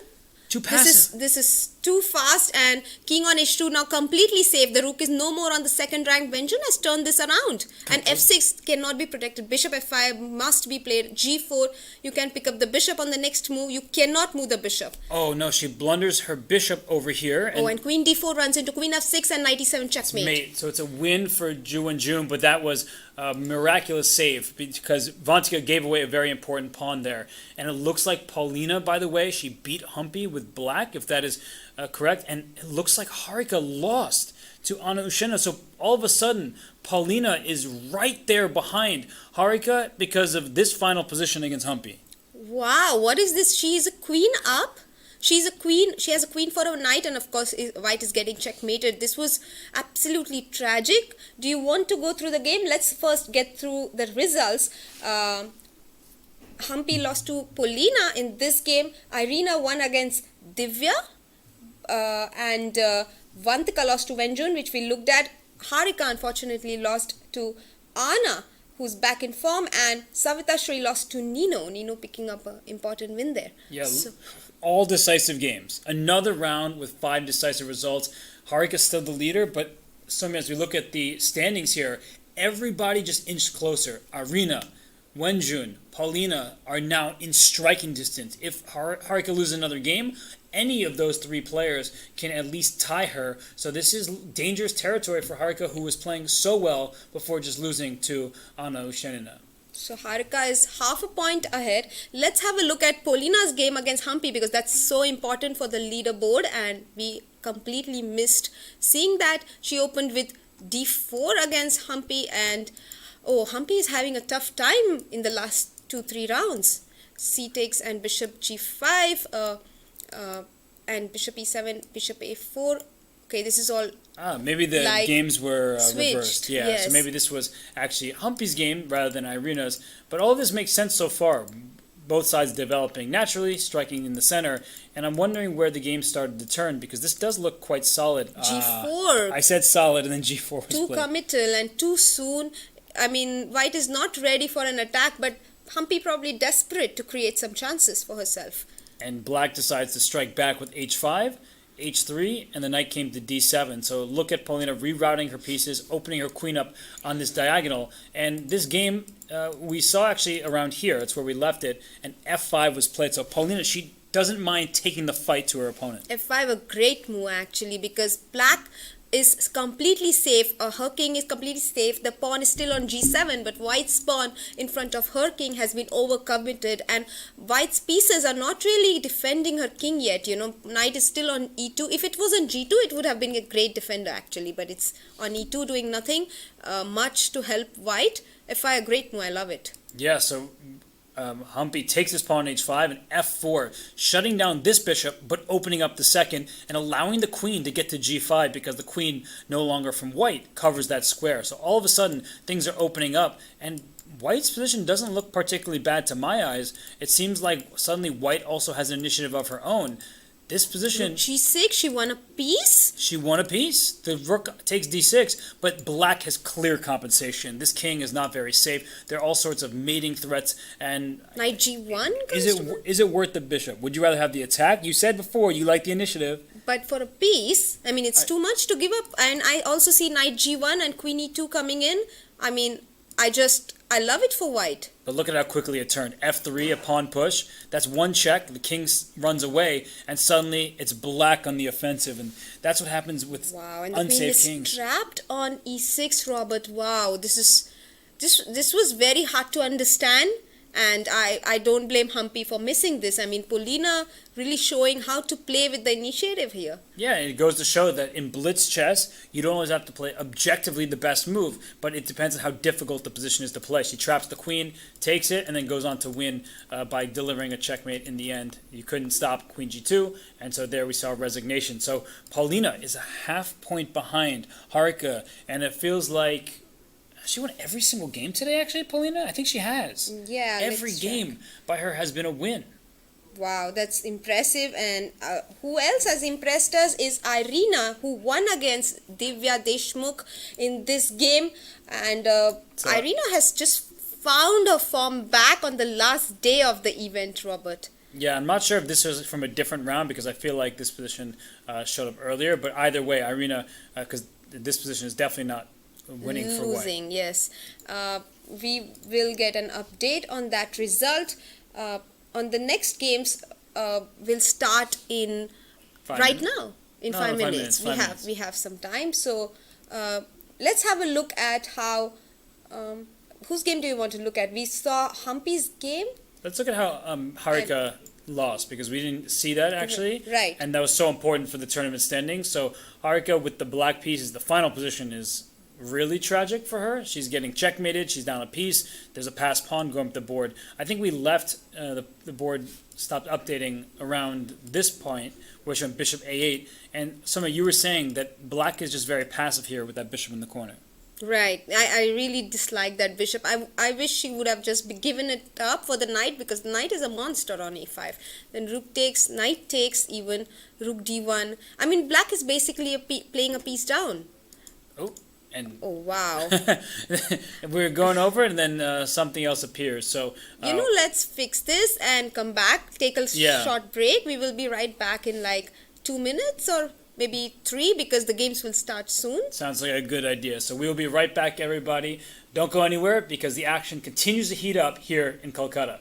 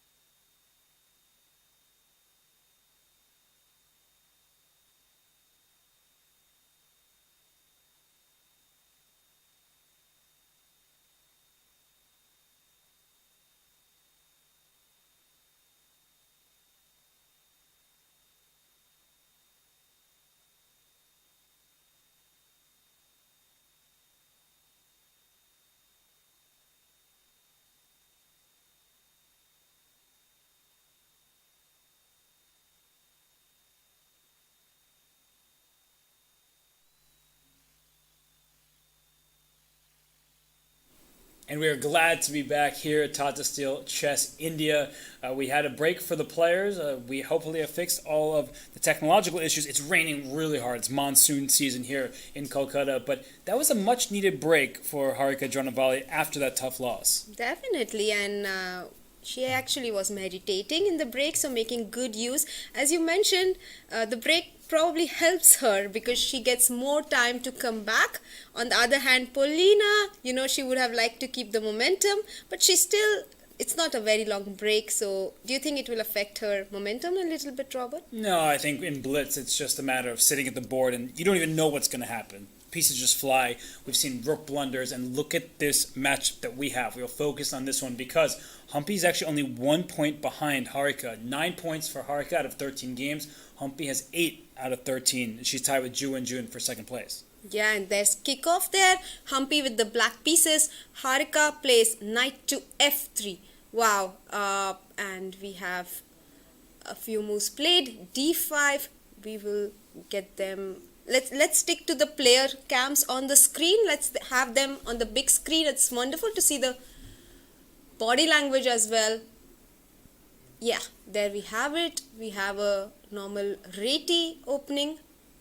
And this is a matchup that here we see Dino and Anna, but we're going to go around and see the various matches. But we definitely are going to be happy to see Harika versus Humpy. So Paulina, we just saw there, she is taking on Ju and Jun, but we will stick to this board here as these two players go at it. And you look at Harika, she looks very determined. She did get that break after a loss, and Humpy, she looks pretty calm herself. Yeah, definitely. It's like it's a wonderful view of the players. Kolkata is known for its old world charm, and there we have Kolkata is known for its old world charm, and I like it that we get a nice view of the boards as well. Let's have a look at Divya's board. She is playing against Savita. So we have Divya Deshmukh also quite close. She's on 7.5 points. We had a mix up with the result there. She actually did win her game against Irina, so she's quite close to Harika as well, only 1.5 points behind. Let's have the board on the screen as well so that we can go through the moves. Yeah, so we see, I could tell, she was pushing her B pawn, so Divya's B pawn is up the board. Not a huge surprise there. She loves these setups, stopping her opponent from playing C5 so easily, but Divya has a chance. She has a chance to score a couple victories and get back towards the mountaintop, the first place area. But yeah, this game is going on, but I think we should eventually focus on Harika and Humpy if we can, just because that is the matchup for first place. So we will go back to Humpy and Harika as we see the moves have led us to this position, opposite sides castling, and that's good news for Humpy, who really wants to win this game. Right, but I'm not sure if this is the position they have. Yeah, there's no way Harika played E4. Exactly. So we will wait for maybe the names have been switched. We will wait to find out. I think let's stick to the Shuvalova game against Venjun. Shuvalova is not much behind. She's on 7.5 points when Venjun is on 8 right now. So I'm not sure if this is their board. I really don't know, but the B7 pawn is loose. This is actually Harika and Humpy's board. This is Harika and Humpy's board. You're sure? Yes, I'm quite sure. Okay, so we have the game between Harika and Humpy, but it says Paulina versus Wenjun, so maybe we can bring back Harika and Humpy on the screen. But either way, this is well-known opening that should lead towards equality. This is like every piece gets straight off. Bishop G7, we just saw her moving the bishop back. So, they have made a lot of draws, by the way. Their last classical game against each other was also a draw in the Women Grand Prix, and now now this is Rook B8 on the board. This will also be a draw very quickly. A good result for Harika, of course. Agreed. Yeah, Harika came into this game, and it was Harika with the white pieces. She just wanted to make a draw because Humpy was a point behind, so she keeps the distance from her. I think it was a very smart decision. Yeah, absolutely. And good result for Humpy as well. She was black in this game. Can we have a closer look at... Oh, Shuvalova and Venjun have made it... that was... We're going to get confused. Sorry, everybody, because the board's names are switched. But do we know which game? I guess this one is probably Shuvalova because this opening is one that Paulina played against Humpy. Definitely. Can we have Shuvalova's screen on the big player cam on the screen right now so that we can have a look at the board? Yeah, that would be great to see the players. Shuvalova plays against Wenjun in this round. Yeah, this looks like a Paulina type of game, so can't quite zoom in on the board, but this opening, we've seen this structure many times from her. Paulina has the white pieces against Wenjun. She plays Queen E3. I just saw her make that move. So Queen E3 on the board. And what do you think of the position, Robert? I really like it for white, and it's a Paulina type of position with the initiative. Oh, it's a very Paulina type of position. You also in Blitz like the side that is the safer king. Black's king is not unsafe, and we just saw this knight hop into e5. But White's king is in no danger, but that might change in a hurry if Black can get a knight into c4, start pressuring this b2 pawn. Whose position would you rather have in this game? I love how the screen is looking right now. We see the board very, very clearly. I would definitely, I don't mind the position from either side, to be honest, but I just feel like Paulina might be very, very happy with what she's got out of the opening. She's got a fighting game right now. If she beats Wenjun, she crosses her on the leaderboard and goes to 8.5 points. Let's come back to the DGT board and have the DGT board on the screen. Yes, there we have it. Bishop c5, and White plays what? White might go to e2 with the queen and go to g2 next. Yeah, maybe switch on over to the king side. b3 was played to stop a knight from c4, but that does weaken these dark squares in front of the white king. So b4 played by Wenjun, and this is big because Black can suddenly strike forward, but that's why White put the knight in the center. So basically what you're saying is White's attack is stopped on the king's side because White overpushed with h6 and g6, and now there is no way to break through, while Black has a hook on b3 which she can attack with a5 and a4 and open the a file against the White's king. That's exactly right. And I think that White will have to play g5 at some point. I'm not sure how good it will be, but you need to get more pieces into the attack. As you said, this pawn on h6 would like to be back on h5 to open up a file. Rooks need open files. Black's rook on a8 will get that open file in the near future. Absolutely. So c6 on the board, knight back to e3. She wants to keep pieces. Paulina did extremely well to create huge chances in that black game which we saw against Vantika, where she was in a terrible position, but she managed to create great chances. g5 and bishop to g2 and ab3. Yeah, AB, C takes B3 is forced. You need to get the queen in the defense, but this looks really bad for White. Queen C7, very natural, and you want to double on the A file, but the bar is just dancing. Can you see that? Yeah, but I think it's because Queen C7 was a slow move, and we just have the bar off to the side, and you see she's bringing her queen over, but maybe something more forceful was in the air. Bishop takes B3. Speaking of forceful, that will force resignation if it's allowed. Yeah, she doesn't even care about the F6 pawn. It doesn't threaten anything. Queen B2, preventing BB3. Can we play knight A4? I'm quite tempted to give up a piece right now, but rook F6, a calm move. Bishop G5, rook F7 and F4, and now rook F7 was, she's given up a piece. She took the knight on E3, allowed this capture on E5, and now suddenly there are threats against the black king. So Black will have two pieces for the rook, but this king is less safe. This is how quickly Blitz turns around. White's king was unsafe. Now it's Black's king who's also unsafe. Right. Paulina in the driver's seat. The rook, the pawn on D6 is really dangerous, Robert. I'm afraid that it might become a queen very soon. This is going to happen. You're going to have to sacrifice after queen e5. Give up your rook. Take this pawn. The d pawn, as you mentioned, is very dangerous. I would think that... she keeps the bishop, but queen e5? Oh, what a move! Wow. That is the move of the tournament. She gives up her rook because this was hanging. She could have taken the rook and pushed the d pawn. Right, but do you think this is now lost? Is this now lost? But rook d4 was such a great find by Paulina. Yeah, after the game, we'll have to look at it in more detail, but rook d4 was an unbelievable move from Paulina. Unfortunately, she couldn't find the follow-up. She still has chances here. She's about to remove this pawn, and she'll have 3 pawns for a bishop. Right, but the e5 pawn will also be hanging. So rook b4 attacks the bishop, and bishop to g3, and we will pick up the e5 pawn. But then we can scoop up the h6 pawn after rook b7. It could be anybody's game. Let's have a the player cams on the screen so that we know what's happening on the board? Yeah, they're moving so quickly. Like, once again, the board has frozen, but let's get a full screen of the players if we can, because that way we can see the board from their angle. And it looks like White has grabbed a bunch of pawns. Oh, if this is the position, suddenly Paulina's winning again? Yeah, because rook h7 or rook e8 probably. Oh, and she tried to get... She made a queen. She made a queen. Wait, but did she lose on time? Is that what just happened? Yes. It looks like Black ended up winning the game somehow. Yeah, the kings are on e5 and d4. Yeah, I think they're manually putting these moves in. White made a couple mistakes down the stretch over here, and Paulina actually lost the game, it would appear. It's actually similar to her story against Humpy as well, where she lost on time probably. Wow.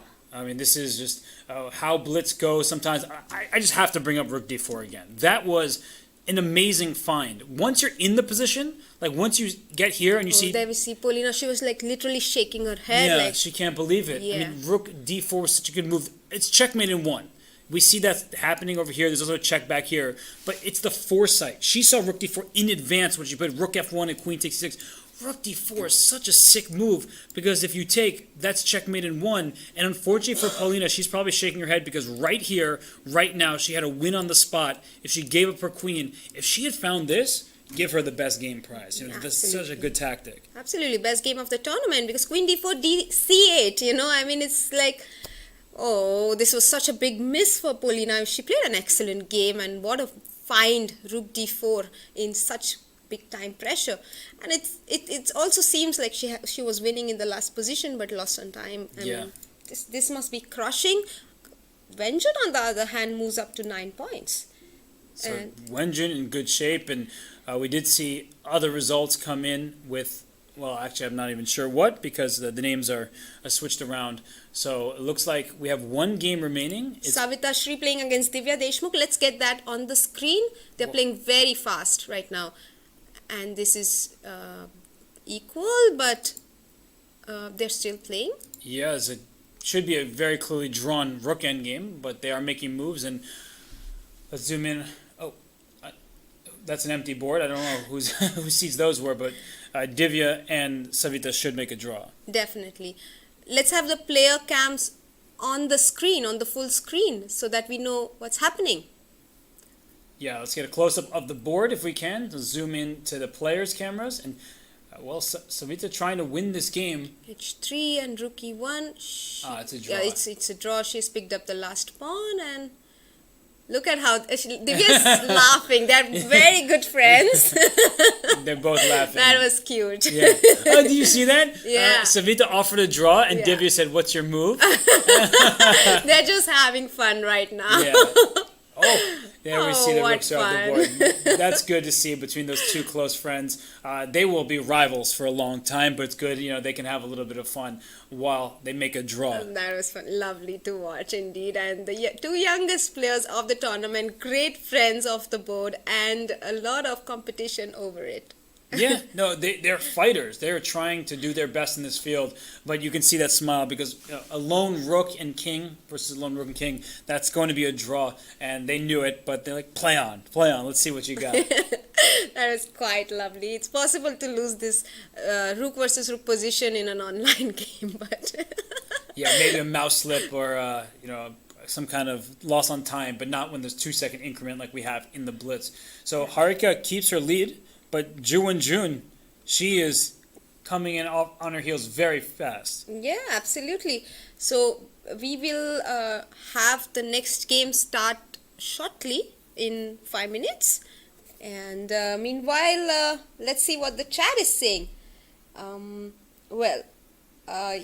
but so strong is one of the comments in the chat for Divya and Savita, and that's quite true. What are your impressions of the Blitz so far, Robert? Well, I mean, those results were not accurate, I don't believe, because Humpy and Harika, we saw them draw. So we will get the correct graphics for you, everything fixed. But my impression of the Blitz is that it's chaos. It is wild. No, these are. We see names are changing in front of us. But Harika and Humpy drew their game. So Harika maintains her lead in the field. Humpy remains a point back, and Ju Wenjun won hers. So let's. Okay, Harika is in first place. Humpy is not in second. We're admittedly struggling, everybody. Apologies for that. But my impression of the Blitz is that Harika continues to show great form, an ability to rebound, and the youngsters, they're having a good time. Definitely. I think they're definitely having a good time in good spirits as well, Divya and Savita.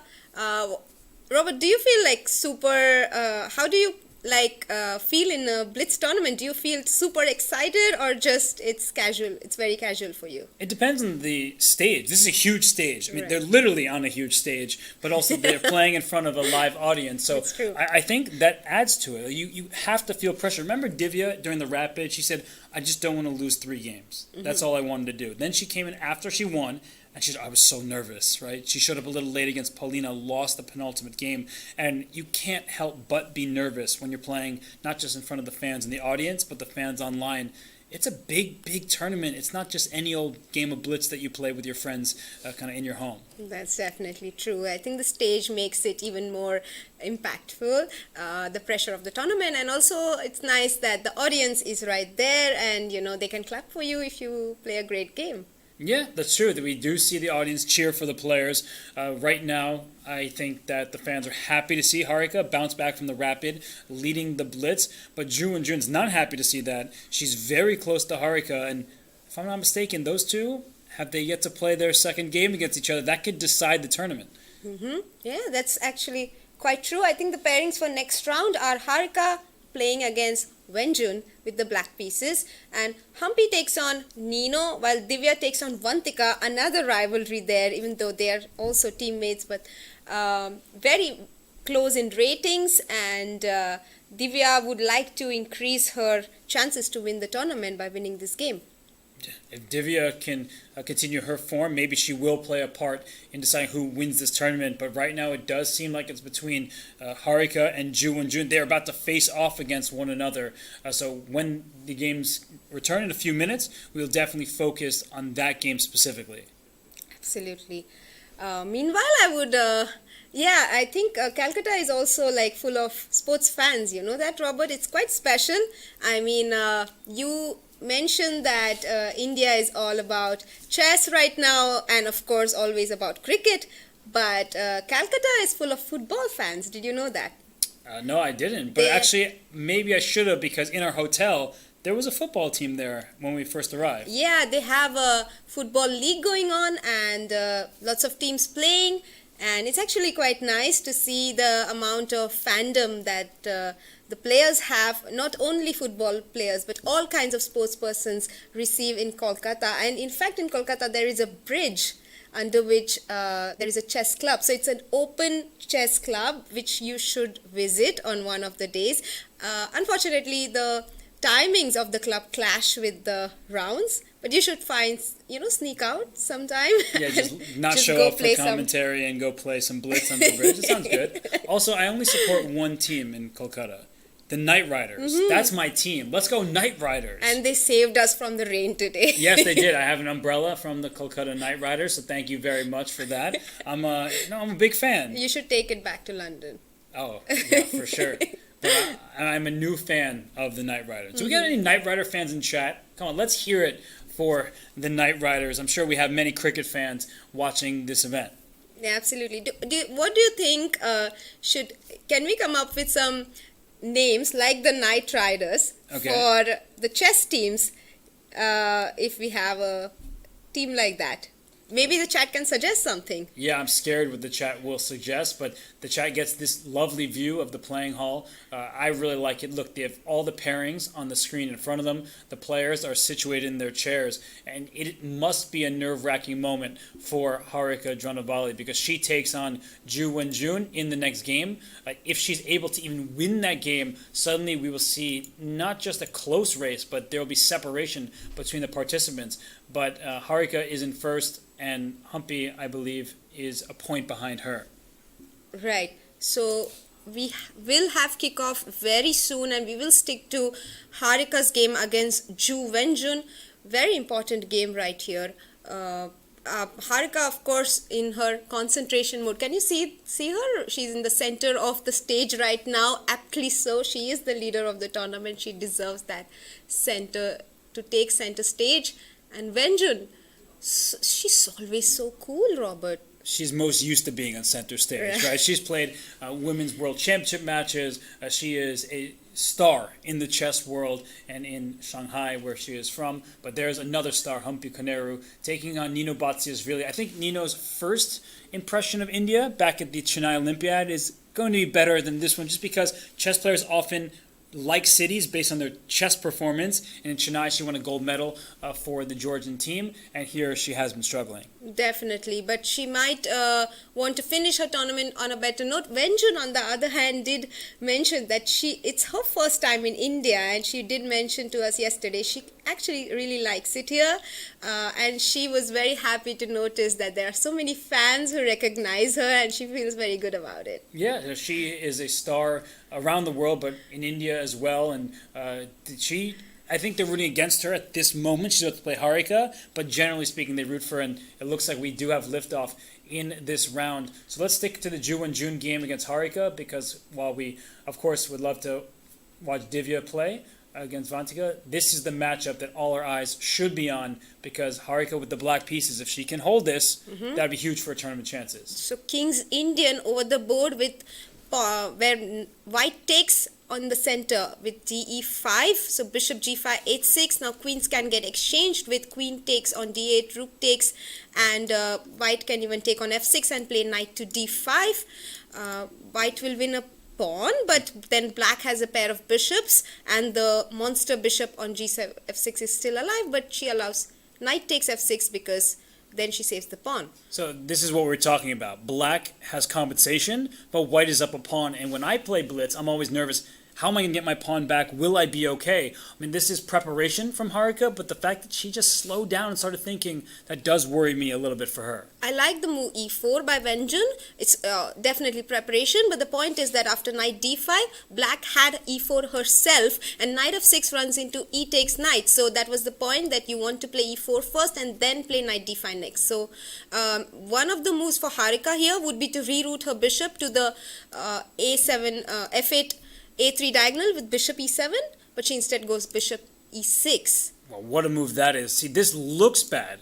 Double isolated pawns in the center, but it gets opposite colored bishops. So I think it's a very good play thus far from Harika.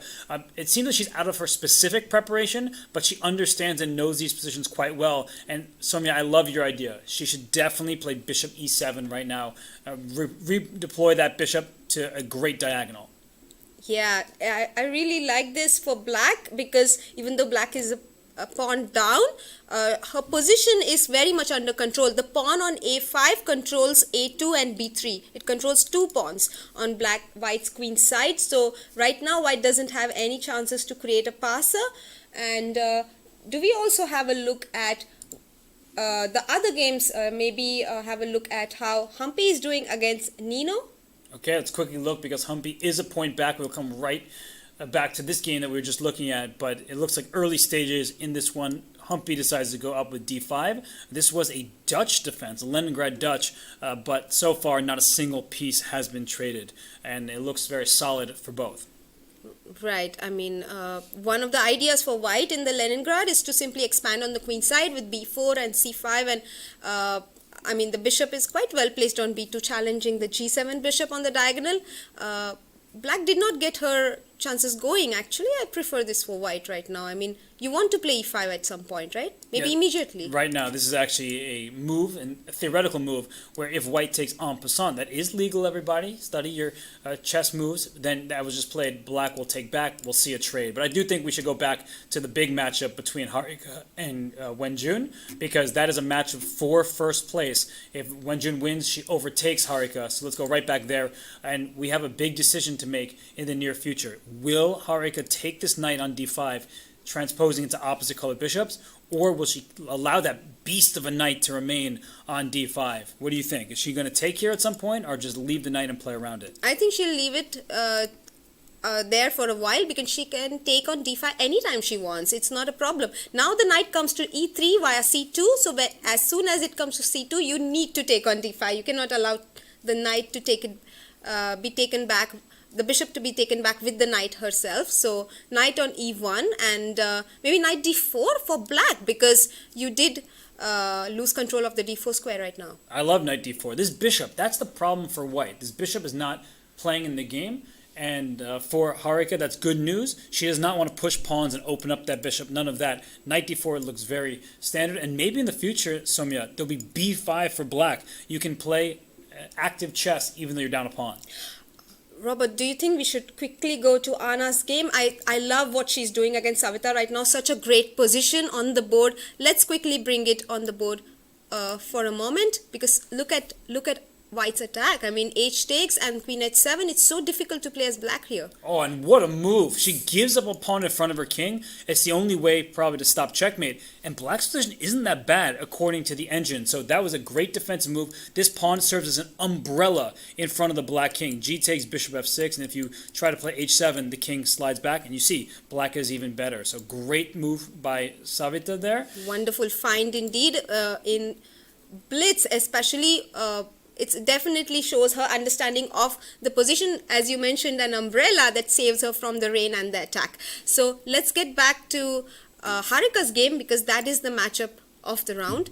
Knight to d4 and was played and white got her knight to d3, but black did not save the bishop. She simply plays b6 because if you get your pawn on c5 as well, then the c4, b3 and a2 pawns, 3 of white pawns are controlled by 2 of blacks, and black simply has nothing to complain about because the dark squared bishop has also been exchanged. And that's a stallion on d4. That's not a knight anymore. It's evolved. This is a beautiful piece because no pawns can kick it. If you could bring one of your pawns backwards, white would have a huge advantage, but that knight cannot be kicked out. And rook b1 is b4 on the agenda. That's the big question. Oh, that's sneaky.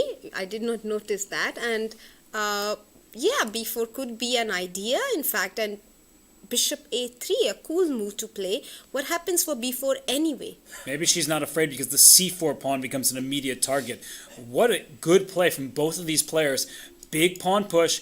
Do you take it or do you protect e5? What would you do here? I don't want to take it because I don't want the knight to come to f4 and threaten some of my kingside pawns. I like bishop d6 very much. It's very much in control of the position.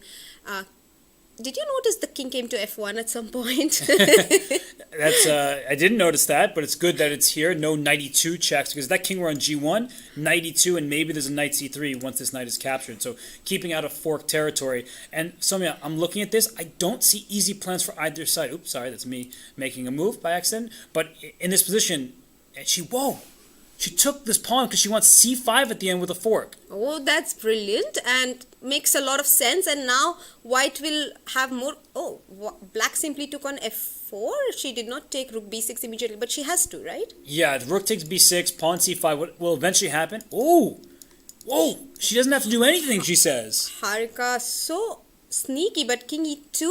Juvenjun just doesn't budge. She doesn't allow knight e3. Eventually, she'll get c5. And then knight d4 with a check probably. Yeah, she can do it at any point. She can even just go here. The point is she'll double the rooks on the... Oh, I don't like that move. Too passive. Oh, I liked rook a6. It was a great point there. But rook c1, knight d4 with a check. King e3 and rook comes to d8. So she achieved that eventually. But e5. Knight f5 check for sure. This king needs to stay in touch with this knight. She can force a draw, I believe. Knight g3 back to f5. Yeah, and can she play for more is the question. Because the rook on d6 is attack. So... She did not play knight e2. She probably played knight f5. Yeah, there it is. The knight goes back and forth. That's a draw. Taking a draw there. That's a very fair result. But huge for Harika because that was her closest competitor and she held her off. Wow, fantastic for Harika indeed. Let's go to another game that we would like to have a look at. Divya versus Vantika. There is an excellent pawn on d3. It's a queen endgame.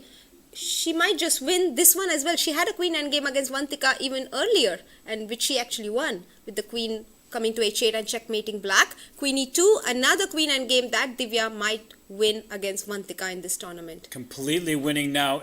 The only chance that white has is to deliver infinite checks against the black king, but I don't think that they're enough. If you push d2, I only see one check, and the king will run around the board. Yeah, absolutely. This is a nightmare for Vantika. Queen e2, king g3 and d2. She doesn't even allow the queen c4 check. Oh, she's just being safe, but then now king f2 and...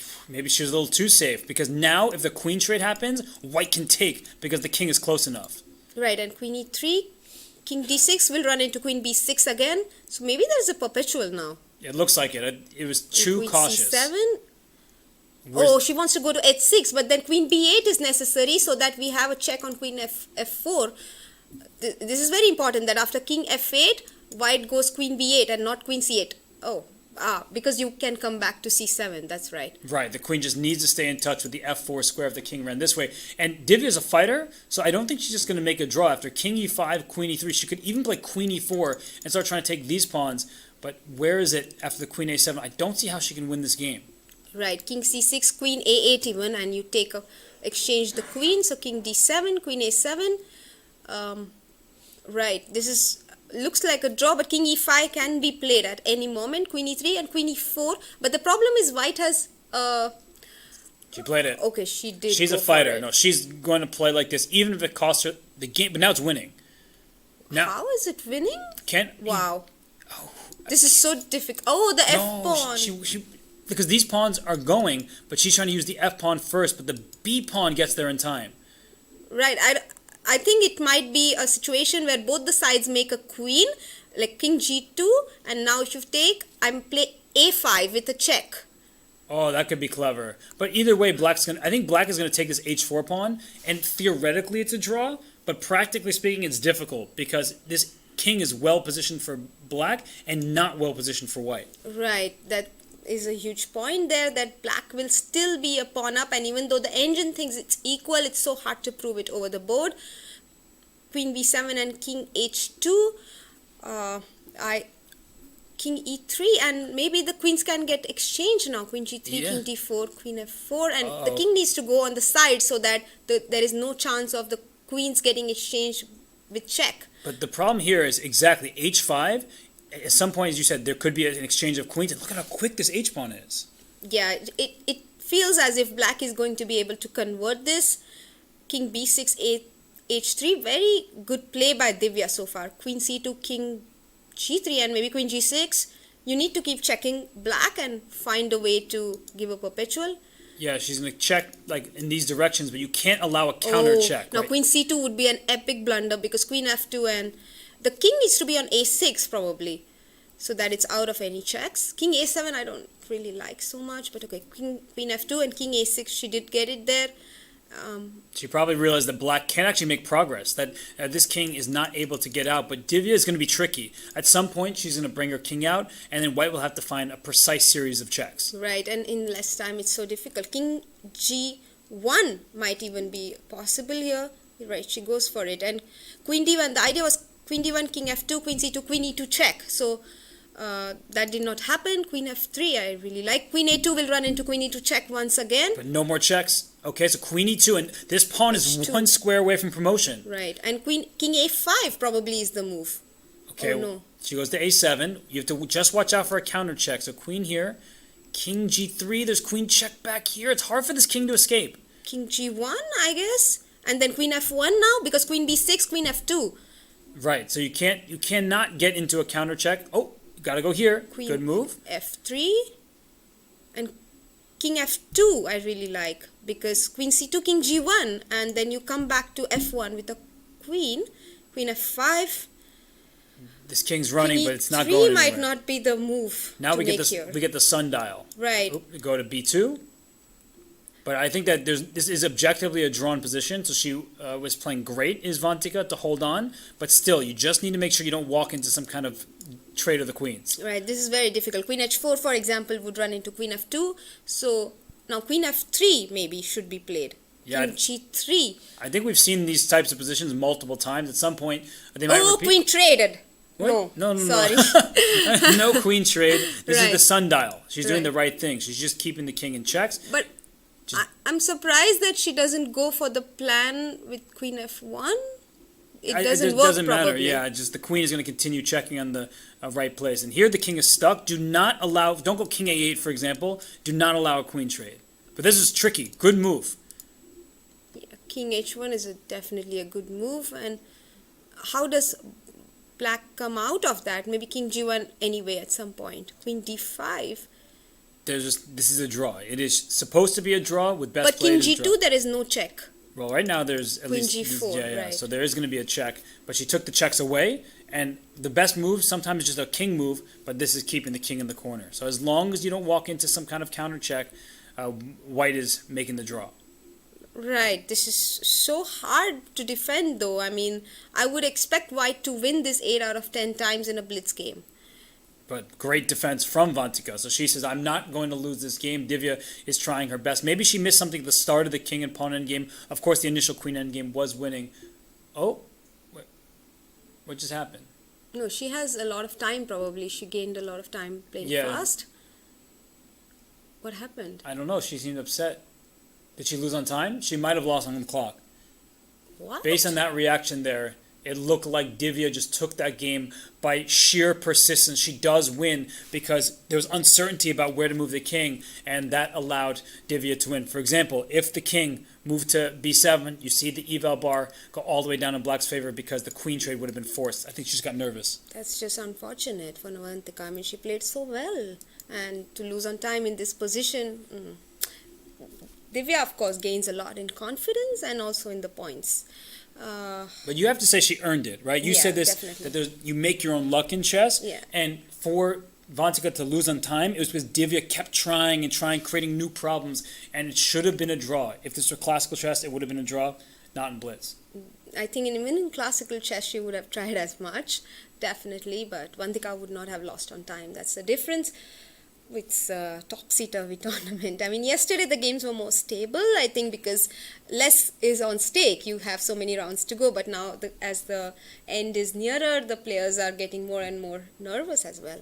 And it looks like we did have some other decisive results. We saw Ju Wenjun and Harika. They made a draw, but there were some winners in the round. And for Harika, she did what was in front of her. You see in the middle, she made a draw against Ju Wenjun. But with Divya winning, Paulina wins with the black piece against Irina Krush, and Humpy wins with white against Nino Batsiashvili. Savita gets that nice win. Remember, there was a checkmating attack that she avoided. But I think when we look at the standings, the names that will stick out are Harika. Is Humpy actually tied for first? Wow, I'm not sure about the scores because in the previous round there was some mix-up with the results, but probably they corrected it. Humpy did win against Nino.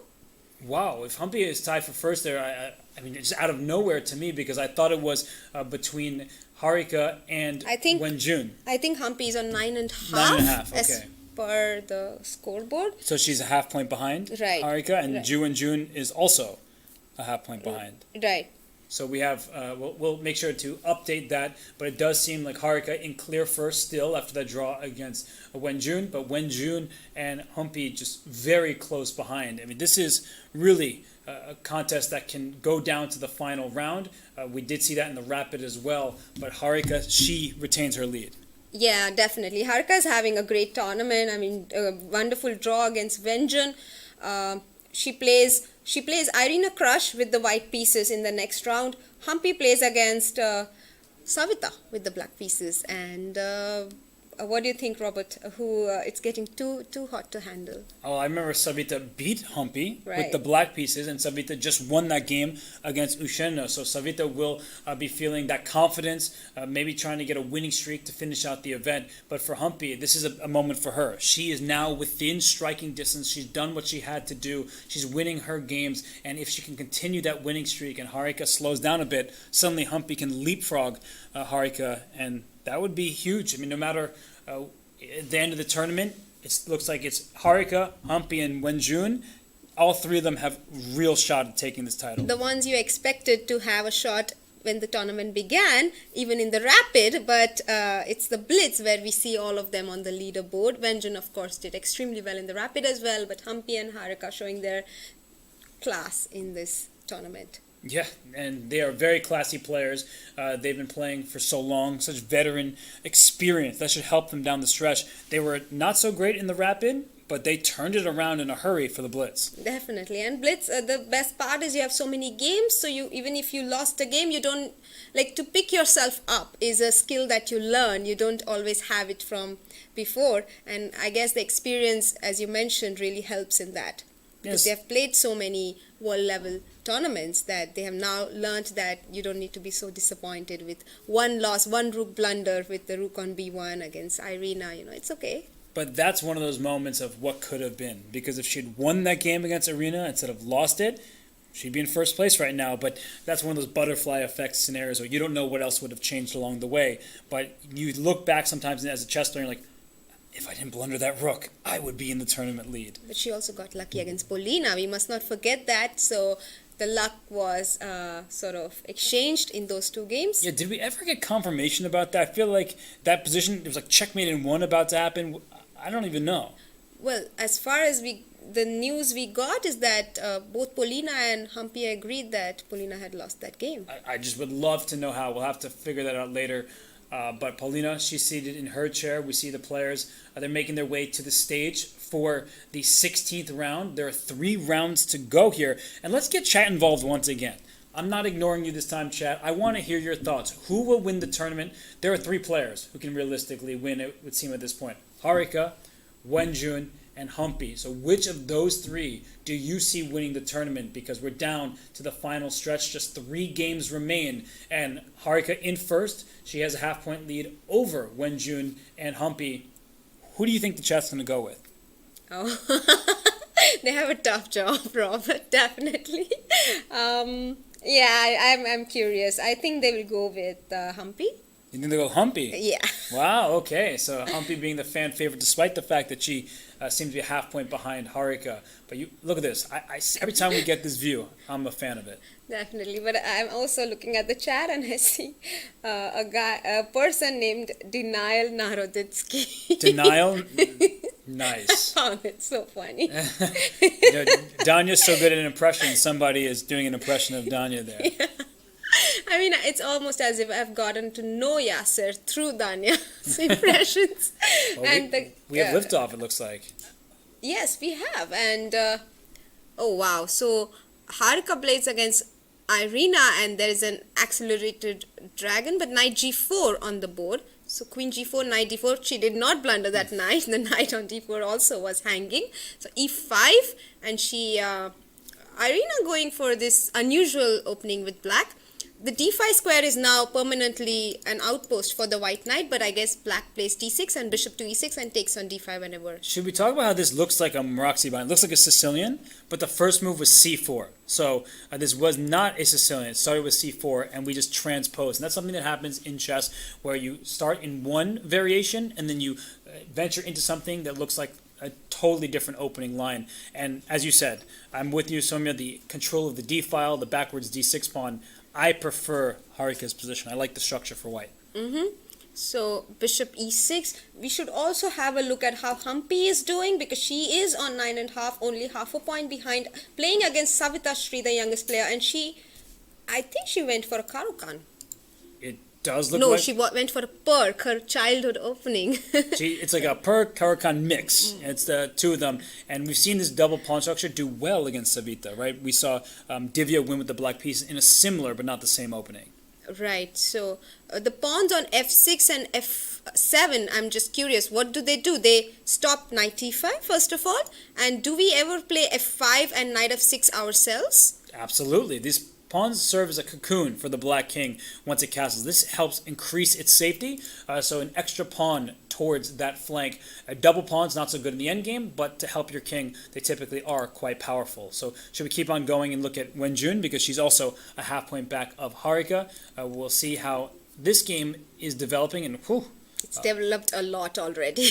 I mean, queen on b3, rook a5, bishop on c8 is stuck, defending b7 pawn. That's the first thing I noticed. And the knight on b8, I want to bring it to c5, so I want to play knight a6 or knight d7 with knight c5 coming next. I like it. And I think that black has a target to attack as well. It's a2 pawn. So b7, a2, it looks like both sides have their concerns in this position, but still solid enough. So should we venture back to Harika's game, just because she is in the tournament lead? She's taking on Irina Krush. So I know the attention from the fans wants to be on Harika, and I have to say, Soumya, I'm liking Harika's position more and more. These are double isolated pawns.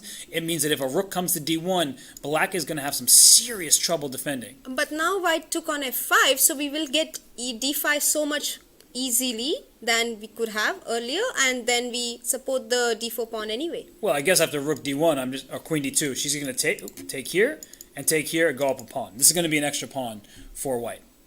Right, but yeah, that's true actually. Right now, bishop f5 is a huge threat. Queen g7 might be the only move to defend it for now, but then rook a d1, and you anyway take on d4 the next move. So, right, white will be up a pawn, and no compensation. Difficult. Yeah, Very this is difficult. like the game between Divya and Irina. In that game, Divya put pressure, was able to win a pawn, and Irina could not withstand the pressure. And here I like this move. If you're going to lose a pawn, get activity. If you take on d4, my rook slams on e2 with compensation. And I remember Harika actually won a very equal game against Divya in a rook ending. So here being a pawn up would actually just be even easier.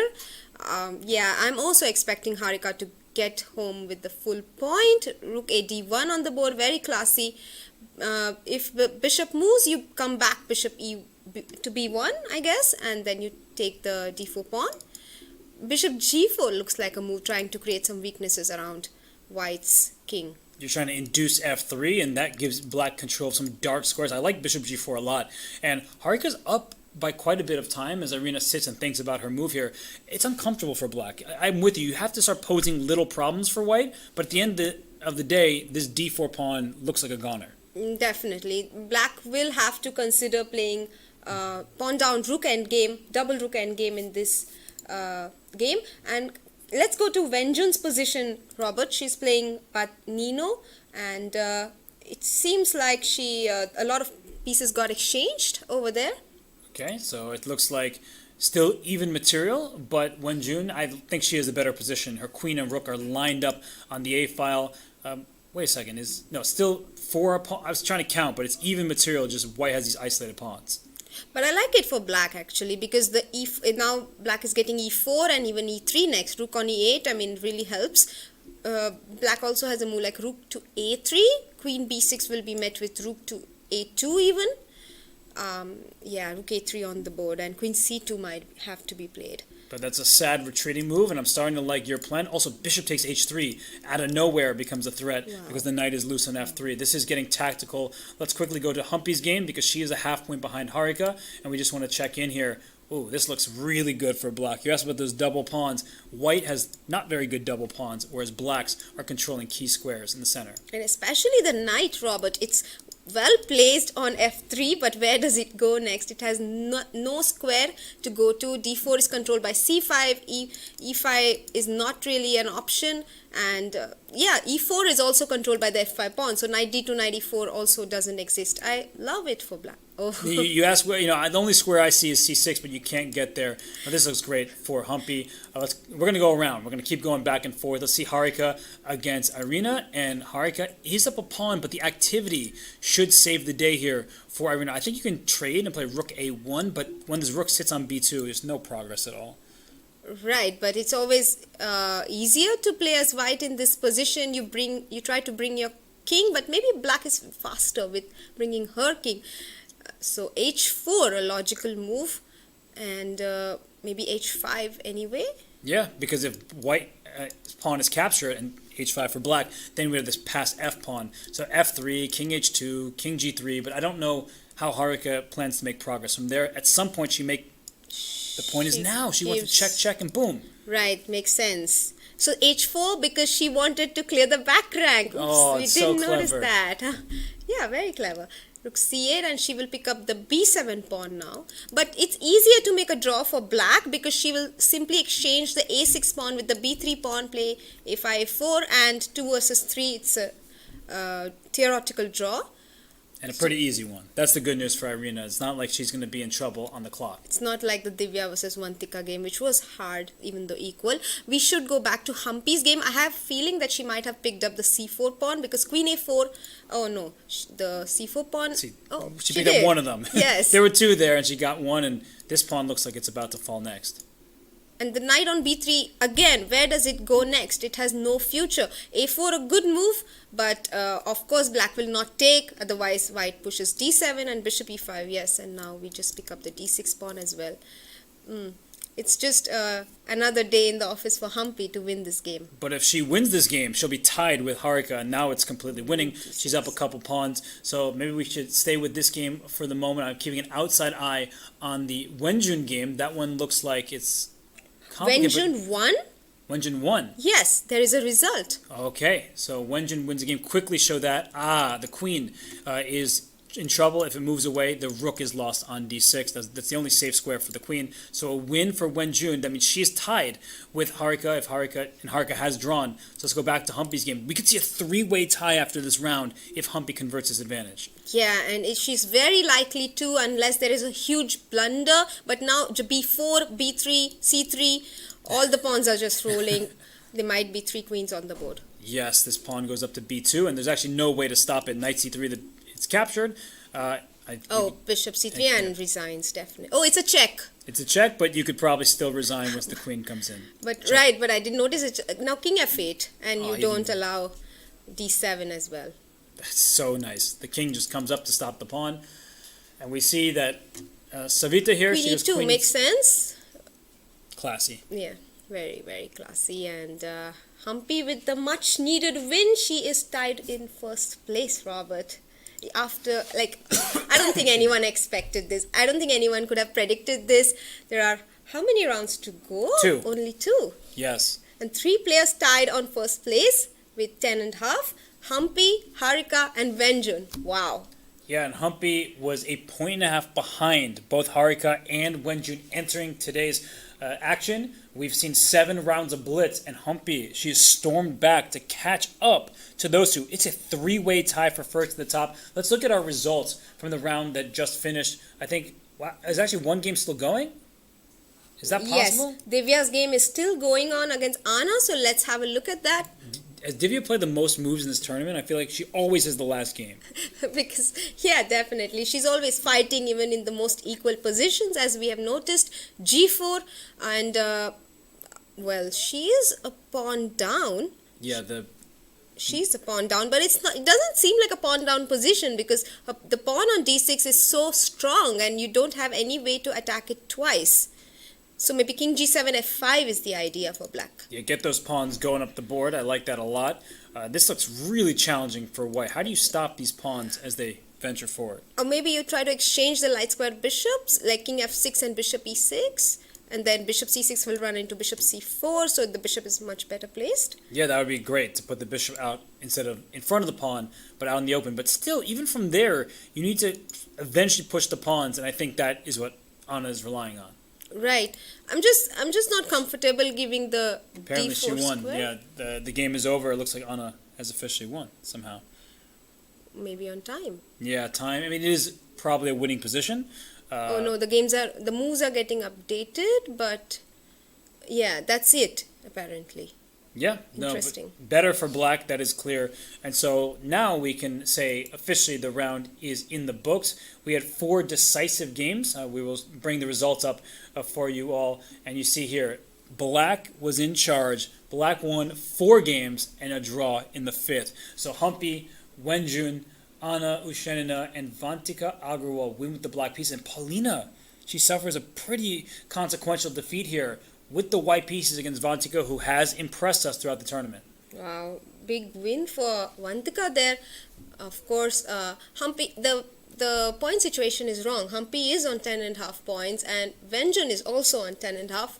Harika as well. So all 3 of them are tied, and we have Irina pretty close. Yeah, we do.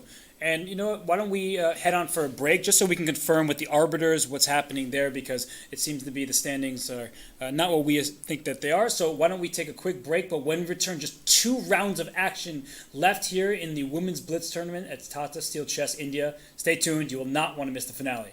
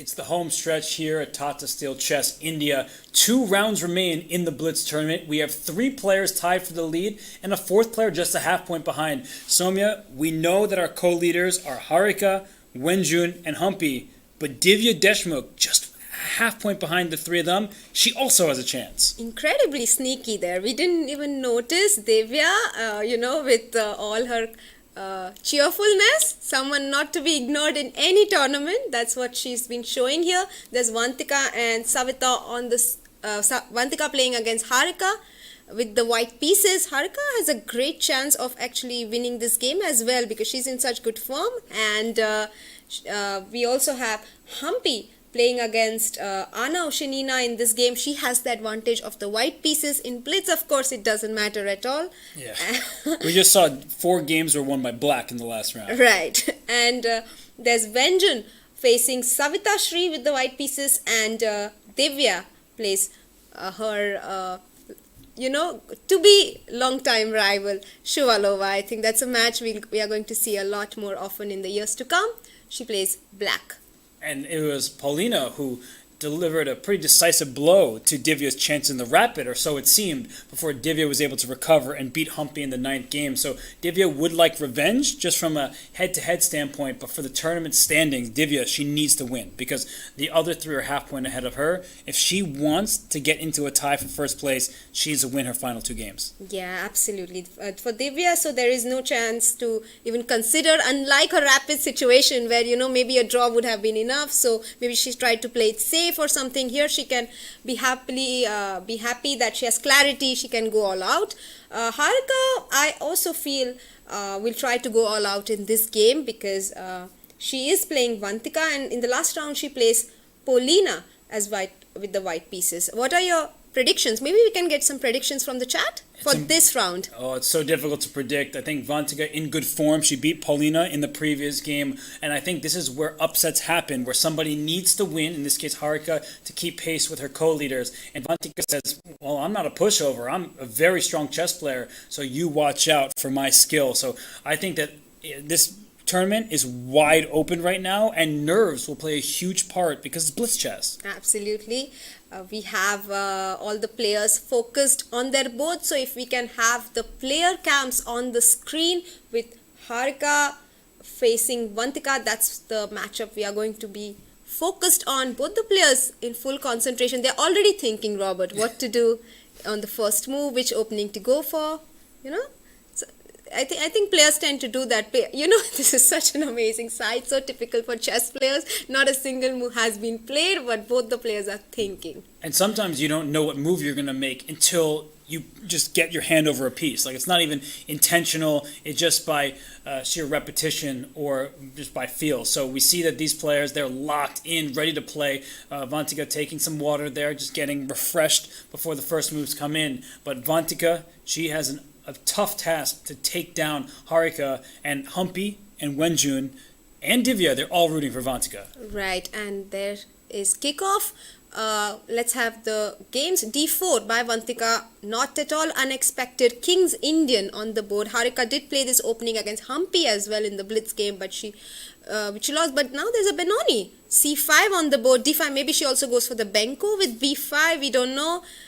Well, good try by Harika, and she goes for the Benoni, I guess. D6 has been played, so E6 can be expected. Vantika plays H3, a multi-purpose move. E6 and Knight F3, I guess. Yeah, and look, right. Knight A6. So the knight didn't want to develop in front of the bishop. It goes to A6. It may slide back to C7, which also helps with an eventual B5 pawn push. So I think good opening thus far from Harika. Maybe we should keep on going around because there is a tie for first place. 3 different players and a 4th just a half point behind. We will go to Humpy against Anna Oshanina just to get the opening stage of that game. It looks like a pretty normal position with 0 pawn tension between Humpy and Anna. So will one of them pick up the gauntlet? C4 isn't played. Will C5 be next? That's the big question. No. Anna plays Queen E7. She's playing this very solidly. Yeah, definitely. Bishop A3 might be a move next in case white plays Rook C1. You exchange the dark squared bishop. So maybe A3 is a good move here for white, not allowing Bishop A3 on the board. E5 is a move that black does want to make herself try to open the center. So she plays knight e5, preventing that. Yeah, your move was too strong, so she said no e5 for you. Don't take with the knight. Don't be fooled. That's a fork of the bishop and the knight that would win material for white. But while Anna thinks about her reply, let's go to Ju and Jun's game because she is in a tie for first as well. And that game is exciting against Savita Sri. I mean, if Savita can take down Wen Jun, that would be celebrated by Indian fans around the world, not because just because the upset, because that would help Harika and Humpy. Definitely, and Harika didn't go for the benko, but Savita did. This is a benko with the knight on b4, a3. Now, she did not have a great benko in one of her earlier games, I remember, but this time maybe she has already checked some of her prep. Rook b8, a good move always. You want to take control of the b file and it prevents the bishop from developing, but the problem is the knight is already on c4, so b2 is well defended. One of Black's ideas could be to get the knight to b6 from f6 and exchange the strong knight on c4. But she will need a lot of time to do that. Yeah, the bishop is in the knight's path. Otherwise, this is such an easy and strong idea. And you see that when Jun is slowed down, she just made her move in f4. So that's a double-edged move. She wants e5 badly, but can you play knight g4, bishop d4 check? That king does look wide open. Wow, knight g4, a great move, and Savita finds it. h3 will run into bishop d4, as you said, Robert, and that looks so difficult for white. She must go knight e3 in reply, and Black has everything to be happy about, even queen a7 next. So, yeah, I think I don't see a great reply. Maybe bishop to f3 could be a move here. Bishop d4 can be met with king to g2. She chose e5, I think, if my vision is correct. I do wear glasses, I need them, but I think she went e5 to shut down the diagonal, and if pawn takes those d6 ideas and things of that nature. So this game we'll come right back to in a bit. Let's go to Harika's game. It's where we started. She's black against Vantika, and the position, I mean, this is a mess. I see the eval bar. Everyone can ignore it for now in the game between Vantika and Harika, because these dark squares, Soumya, like these squares are so vulnerable, and so white has good control of the d file, but who's better? Who would you take?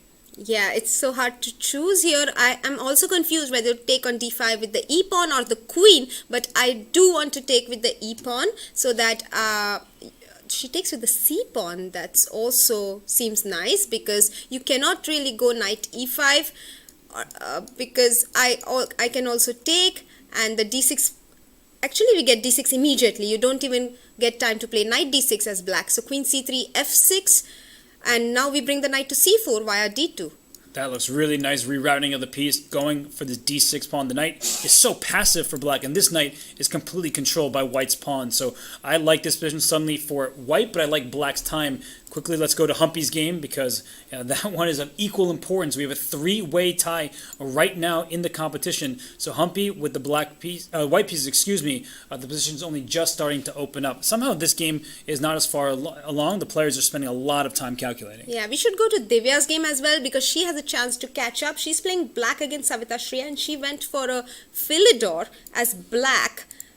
She's playing Shuvalova with the black pieces, and this is the position she has on the board. d6, queen a3, a nice move by Polina, but did she just... Yeah, she did not blunder the e5 pawn because knight takes, and we take back with the knight. Yes, and we could see a swap of all these pieces, the knight coming to c6. This pawn e5 may not be so long for the board. I think that Divya is everything correct in this game. She does not look even marginally worse, but she needs to win. She has no choice if she wants first place to win this game. Let's go back to Harika. I think some moves have been played. Harika has been leading throughout most of this event, and suddenly, Soumya, this is a messy position. She strikes with d5, e6 is loose, but it's also a passed pawn.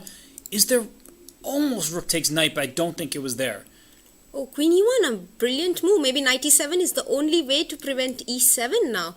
But I don't see any other good move for black. Knight e7, I'm not going to trade, but I'm going to slam my rook down one square short of expectation, and I think that would be hurting black's chances. So Harika plays queen c7. c7, but yeah, I keep looking at rook d5, but the point is that after rook takes e7, you have rook e5, and you don't get to make a queen very easily. Queen e4, a nice move by Vantika, keeping the advantage. Queen e5 there.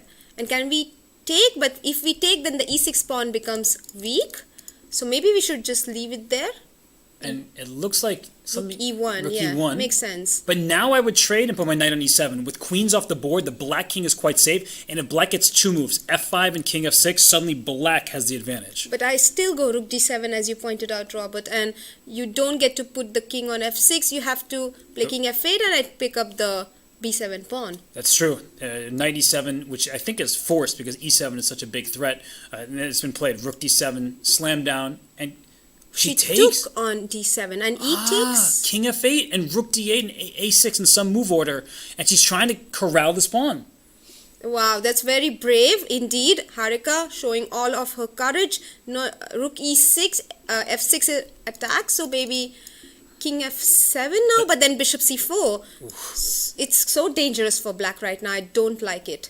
A6 played, so if rook takes f6, king g7, but then the rook can go back to hit this knight. It looks like Harika's in some trouble, but if the clocks are accurate here, Vantika, we've seen her struggle under the duress of the final seconds. Right, and rook f6 played on the board, as you point out. Rook e6 back, she finds it. King f8 back, and she wants Vantika to repeat. Of course she won't. She will play bishop c4 here. She did. And I think rook d8 is met by a move like rook f6 check, rook f7, winning the knight. Oh, you don't want to blunder the knight away, so knight g8. Rook e8. Rook e8, and it's game over. She's a piece up, and Vantika wins. Harika resigned. Oh, yes. Huge win for Vantika. So disappointing for Harika right now. But it's what I've been saying this whole time. Vantika has impressed me, and she found all of the precise moves to maintain the advantage. It's a huge win. Unfortunately for Harika, Vantika steals that one. But let's go to the other contestants, because Humpy, with the white pieces, is also in trouble. These late tournament nerves. Yeah, absolutely. You can never predict the final results in a Blitz tournament until it's over. Queen d2, king g3, queen e3. The king is almost in a mating net right now. Queen e5 played, king h3, and can we play f4? And queen e8, we have to be careful. Yeah, it's going to turn around here. These squares, the queen does cover the important squares, but now white steals a pawn. This is anybody's game. Right, and the c pawn is a passer. We completely forgot about that. We were only looking at checkmate ideas. Yeah, this could be anybody's game right now. Is she repeating? It looks like they have been repeating moves. And it's a draw. It's a draw. So let's go to... Wenjun wins against Savita Sri. So Wenjun goes into clear first place. All of a sudden, Indian fans are going... This is not the move. That was the kings were put in the center of the board. Right. So don't worry about that. This is the final position. But Wenjun wins her game. This is the final position there.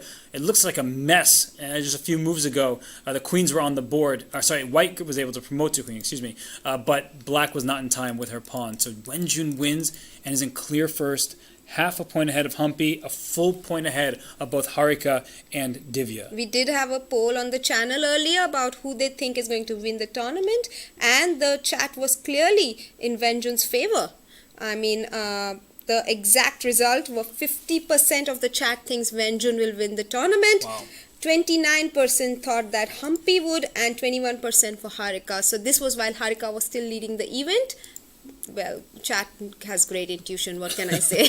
I mean, there's still one round to go. So yes. While we'll check at the results to see what just happened, because it was another combative round where Vantika Agarwal plays spoiler for Harika Janavalli. Vantika wins. That's devastating for Harika. Paulina and Divya drew their game. Irina loses with white to Nino. So after that hot start, Irina has cooled off. And Drew Wenjun, the women's world champion, she is shining when the moment calls for it, taking down Savita Sri. And Humpy, she couldn't win her game against Anna. That was a great game by Anna Uchenna, who next plays Wenjun, by the way. So the final round will have some key matchups. But the standings, it is Drew Wenjun in clear first. Yeah, definitely. And Humpy, in fact, does play Divya in the last round, the same as yesterday and the day before.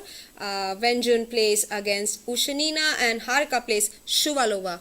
So it could be anybody's tournament, but for now, Wenjun looks like the clear favorite. And anything happens in a game of Blitz. So yeah. Wenjun, she's the favorite pretty much against anybody in this field, no matter the time control. She is the women's world champion. But in one single game of Blitz, you misplace your rook, you underestimate your opponent's attack. Things can collapse in a hurry. So for Wenjun, she needs to maintain composed. She needs to keep that calm we've seen from her each and every round. But there's a lot at stake in just one game of Blitz. Yeah, it's too much to take. I mean, Humpy, of course, beat Divya in the first matchup between them in the Blitz yesterday, and she is black against Divya now. So Divya must be looking to even the score in the Blitz, even though she is up higher up in the Rapid. And that could also, I don't think that's going to be a draw. I think Humpy and Divya are both going to go all out because they are fighting for the top 3 places. Divya Deshmukh on 10.5, by the way. Yes, she is. And this is how it goes in the final round. If Wenjun wins, she's the champion. If Wenjun draws, then only Humpy can catch up, if I'm counting correctly. Yeah. So Wenjun knows that she gets at least a tie of first place with a draw, and then Humpy would have to win to catch up. But if Wenjun loses, suddenly Harika, Divya, and Humpy all have their own chances. So this is going to be a wild final round. Absolutely. We can't wait for it to begin. I think we have 5 more minutes, Robert. So I would really like to know what are the results of the poll that we took. Whom does chat think is going to win the tournament? Well, you said they thought that Wenjun would, right? This was much earlier. Oh, it was earlier. So now it's probably even higher. If it was 50% earlier, now it's going to be like 95. No, it won't actually be because there's a lot of fans of the Indian players, but it probably should be something like 85%. I mean, we don't have the results yet. And somewhere, the GAT1 says heavy pressure for Ju. Do you think she's under heavy pressure? I think it's easiest for her right now compared to the other 3. She's in first. Yeah. Yeah. She doesn't ever take pressure, according to me, as far as I saw her. I mean, she's always so calm and she's just enjoying her time in India and also playing great chess. And I think there was more pressure for Divya because she wasn't expected to be at the top, so it was a new experience for her. There's always pressure on Wenjun. Every time she sits down and plays, people expect her to do great things. So I think she's used to the pressure. She handles it very well. She's played so many Women's World Championship matches at this point, so I don't think she feels particularly pressured. But then again, it is a single game of Blitz. Normally we see Blitz play for fun, maybe on the internet. Now this is for a lot of prize money, and that's where pressure kicks in. Yeah, definitely. Yesterday we were discussing this, right? Like how there are some games where even one of the sides was 2 pawns up in a queen endgame, but they managed to lose, get checkmated. So these things can only happen in Blitz and not in classical. And that's why we love watching Blitz so much.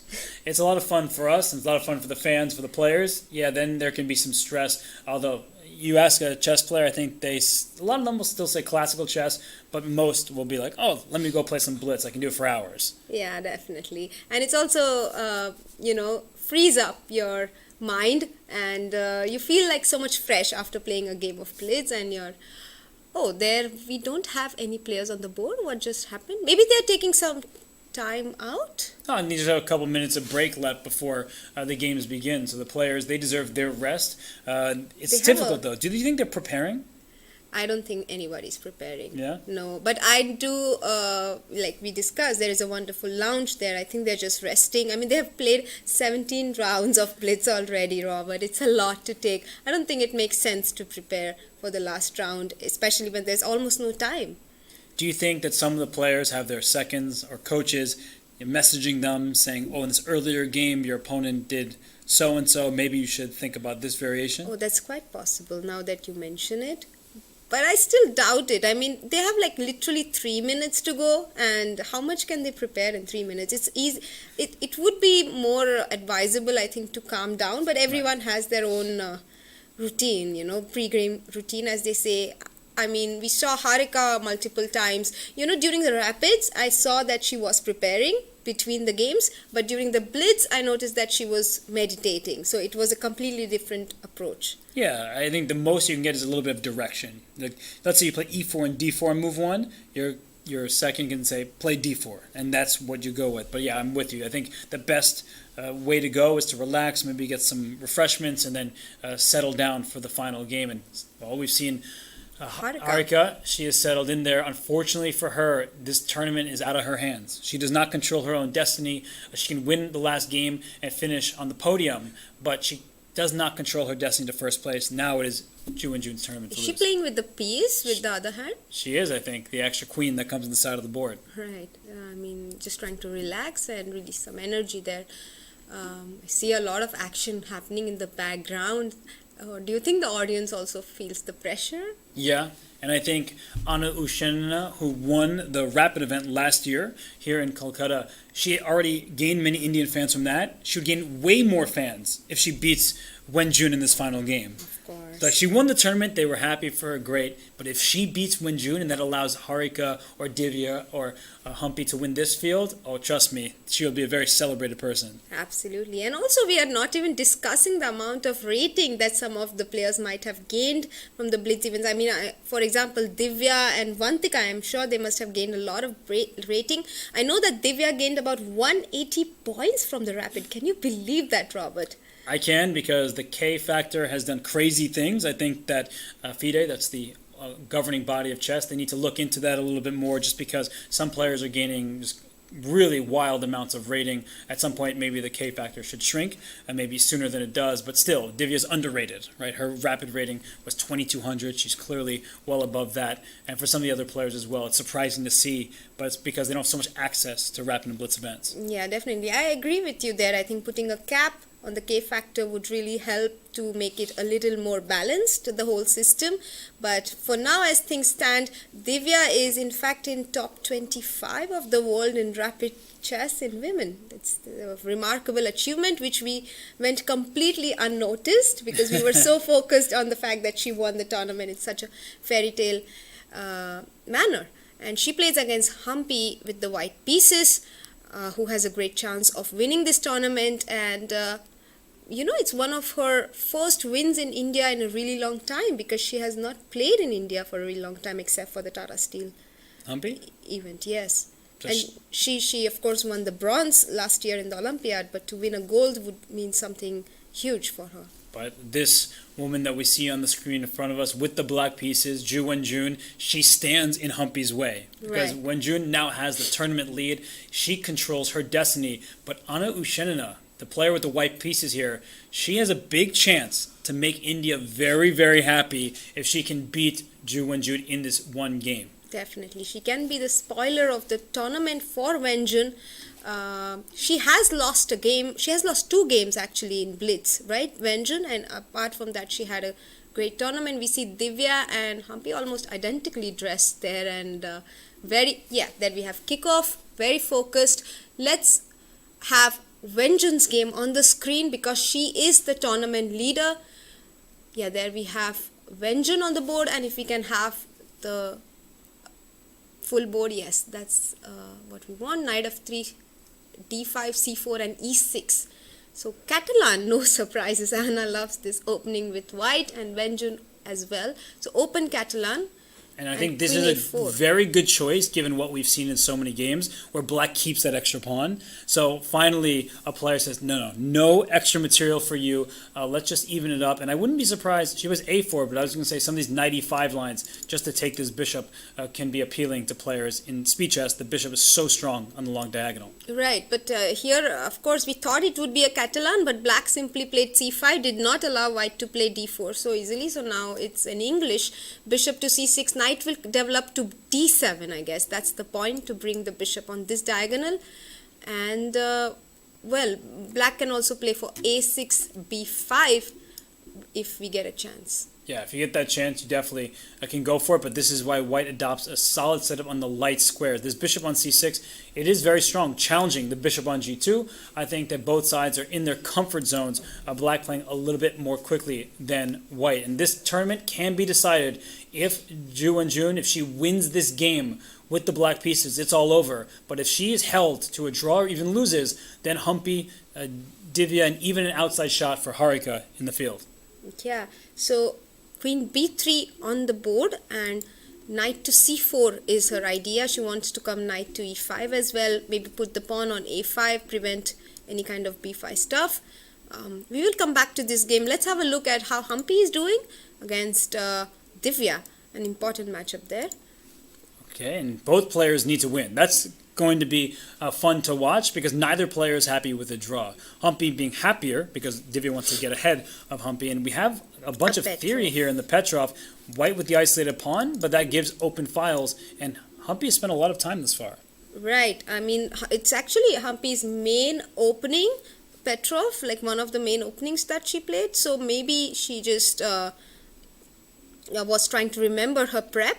Bishop takes, queen takes, and knight to d7 by Humpy. She wants to play c5, I guess, on the next move. C5 is one of those moves that if it equalizes, you're very happy, but it does create a lot of weaknesses in the position. And this knight can hop into d5 at some point. So I would be nervous, but it might be a good decision in the near future. Right, and also white has an isolated pawn on d4, so maybe we simply want to keep it there rather than play c5 and make things easier for black. So for white, and then, but what do we do as black here? Because it's a little cramped for black, definitely. As you mentioned, the isolated pawn does give white the initiative. So she will try to put the knight on e5 next. Do we go knight f6 and c6 and knight to d5? Okay. Not giving a choice to do that. The knight comes into d5.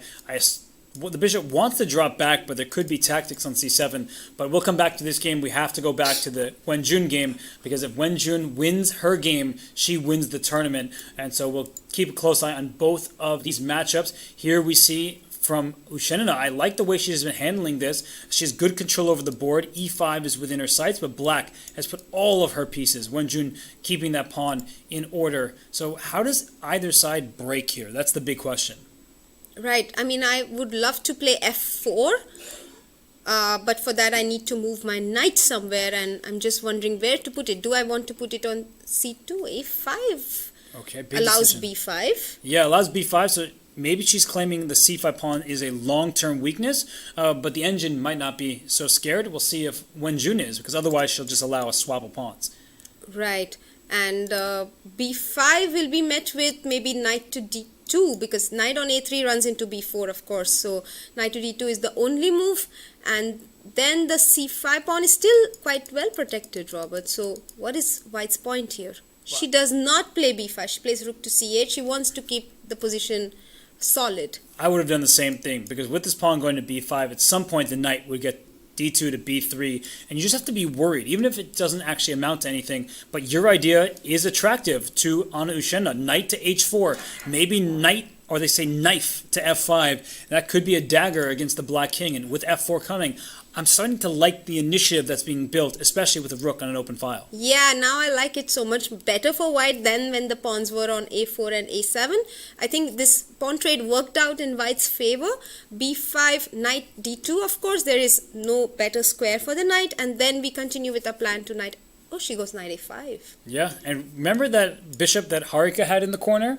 So there's a knight on a5 again with the bishop here. At least the bishop has a better scope. But knight to f5, this piece is attacking h6, so no g6 for you. Yeah, that's bad luck. So we must go king h7 at some point in case we want to get g6. She does do that. Queen d2, very natural move, preventing g6.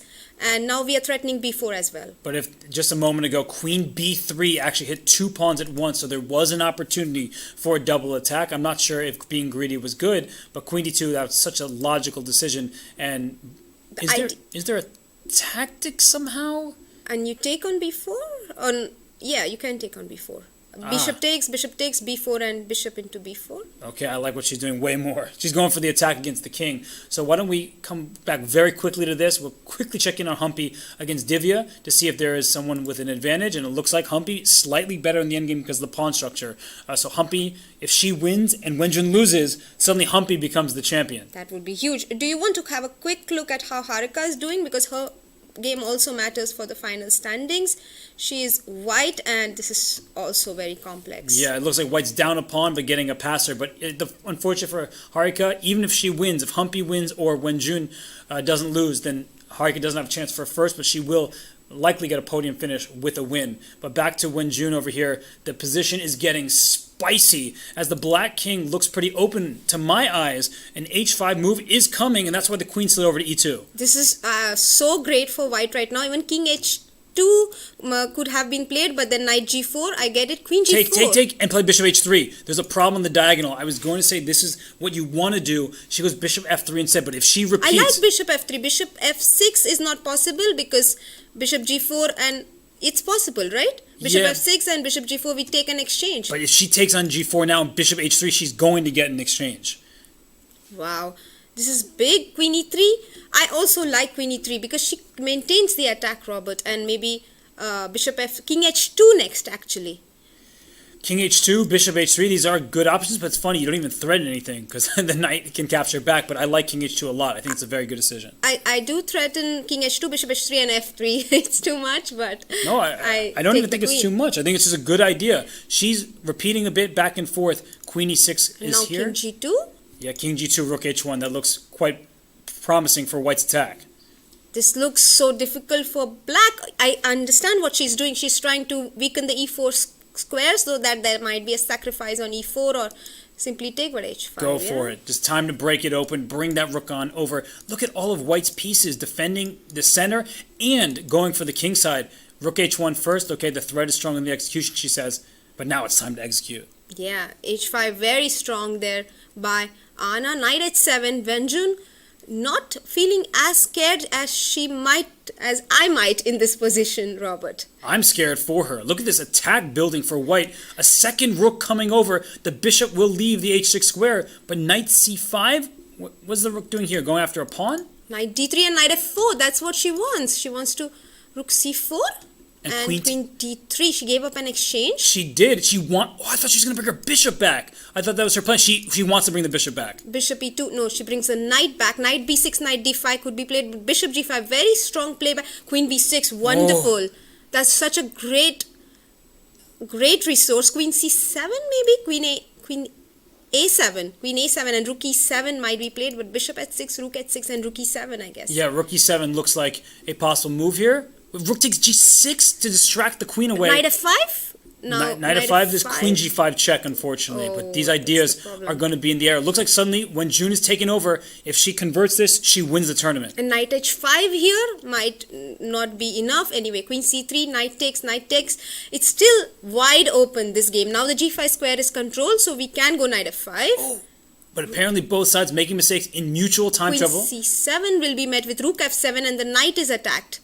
Oh, but there was queen takes f7 and knight g5. There was a tactic there. So both sides are seeing tactics. What's happening here? Queen d6? Queen e5 was possible, but she did not. And now black is an exchange up, but with a very weak king. But white's king is weak too. So what's happening? It's so complicated. Now knight g4 next. And she goes queen to d2. I'm not sure where that queen's going after that. And rook f5? Yeah, knight g4, only move. See, that's a good thing, because that was the only move for white. And queen d6 is excellent. Yeah, queen d6 was great. I wanted to play queen c7 first, so this prevents that. And you simply pick up e4 now. And queen b3. This could still be winning for black in time pressure, but otherwise it's quite good for a draw. Humpy won her game. So that means that if this game ends in a draw, Humpy ties with Wenjun for first place. So Wenjun, she wants this win. And what just happened there? Oh, there has been a claim. No, what claim could there be? I see the arbiter. Is there an issue with the clock? There might be an issue with the clock because there's no claim, there was no repetition, none of that. Let's have the player cam on the bigger screen, please. Wow, this position is clearly an exchange up for black, and they're going back to it. Something happened to the clock. This is unfortunate because they both get time to think in a very tense position. Wow, yes, definitely something went wrong with the clock there. The arbiter trying to fix it. Or is someone getting more time somehow? Like, what is the deal here? If someone can, hopefully inform us of what's happening, that would be great. His team's working so hard on scene here in Calcutta, but white did just make a move. She brought her knight back to e3, and she blocked the check. This should be a draw with best play, but best play rarely happens in Blitz. But she got some time to think, Robert. That's a big deal in a Blitz game. I mean, she probably got some time to strategize, but so did Wenjun, so it's not partial towards any player. Rook f7, queen h4, king g7, and queen d4 back. And is she trying to give a perpetual? Trading queens, I think that's a draw. So I believe that should be a draw with the pawns right next to each other. So she has queen d6. She doesn't trade. She doesn't see a risk for her, but queen d5 still should make a draw. Knight g4 now will run into Queen f3. Oh, she walked right into it. Oh, and rook f4 and Wenjun resign. wins the tournament. Zhu Wenjun steals tournament victory away. She wins a position that just one move ago looked like it could have been a draw, but unfortunately Anna misses queen f3 check, and that's the tournament. It ends in Zhu Wenjun's favor. Yeah, I mean, great win for Wenjun in very tense game. Lots of things happened in this game, on the board, off the board, but Wenjun was the one who kept her cool more than Anna, and she completely deserves it. What a performance. Yeah, what a fight in this particular game. There was threats down the H-file earlier, some sacrifices, but finally, when all is said and done, just a move ago, if we want to get into the nitty-gritty here, that the queen went back to d2 to defend this pawn, but queen d5, if a queen trade happens, this should be a draw with the pawns right in front of each other. Rook against knight, without any pawns, is also a theoretical draw, but instead, queen f3 check happens, and no matter where the king goes, we see a swap of queens. Within that extra pawn, black would win. Wow, yes. So, a wonderful result for Wenjun. She has had a great time here in Calcutta, playing excellent chess in the Rapid and the Blitz, and having, shown her class in both the tournaments. Of course, a well-deserved victory. Humpy, on the other hand, finishes in second place, also having won her game against Divya Deshmukh in the last round. So Humpy moves into second place clear, and Harika, I think, goes into third there. So Zhu Wenjun is our champion. Humpy Conero just a half point behind. She needed Anna Ushanina to hold that draw, but it was not to be. And so Zhu Wenjun, the women's world champion, is now the champion here in Tata Steel Chess India Women's Blitz event. So we will definitely bring her on for an interview shortly, hopefully. But Humpy Conero deserves a lot of praise. So those of you in chat, come on, clap for Humpy. She deserves it. We will be bringing Zhu Wenjun in for an interview. But what a tournament it was. So many players had their chances. But when all is said and done, it was the cool, calm, collected Zhu Wenjun who took first place in this event, and the players, you could see, they gave it their all. There were some nerves there on screen as the clock situation. We will certainly ask about that, but there is a deserving winner in the end. It is Women's World Champion Zhu Wenjun, who we are about to bring on for an interview, but she takes it ahead of Humpy Conero, and I think we will bring her on now here. We'll bring her on live. That's how we're going to do it. You see the playing hall, still many fans in attendance, but in the end here, they all get to celebrate the success of Women's World Champion Zhu Wenjun. So we bring her on here for an interview. We celebrate her success, and the players later will gather for the closing ceremony where the fans will get to cheer her on. But first, we get her here, and huge congratulations. How are you feeling?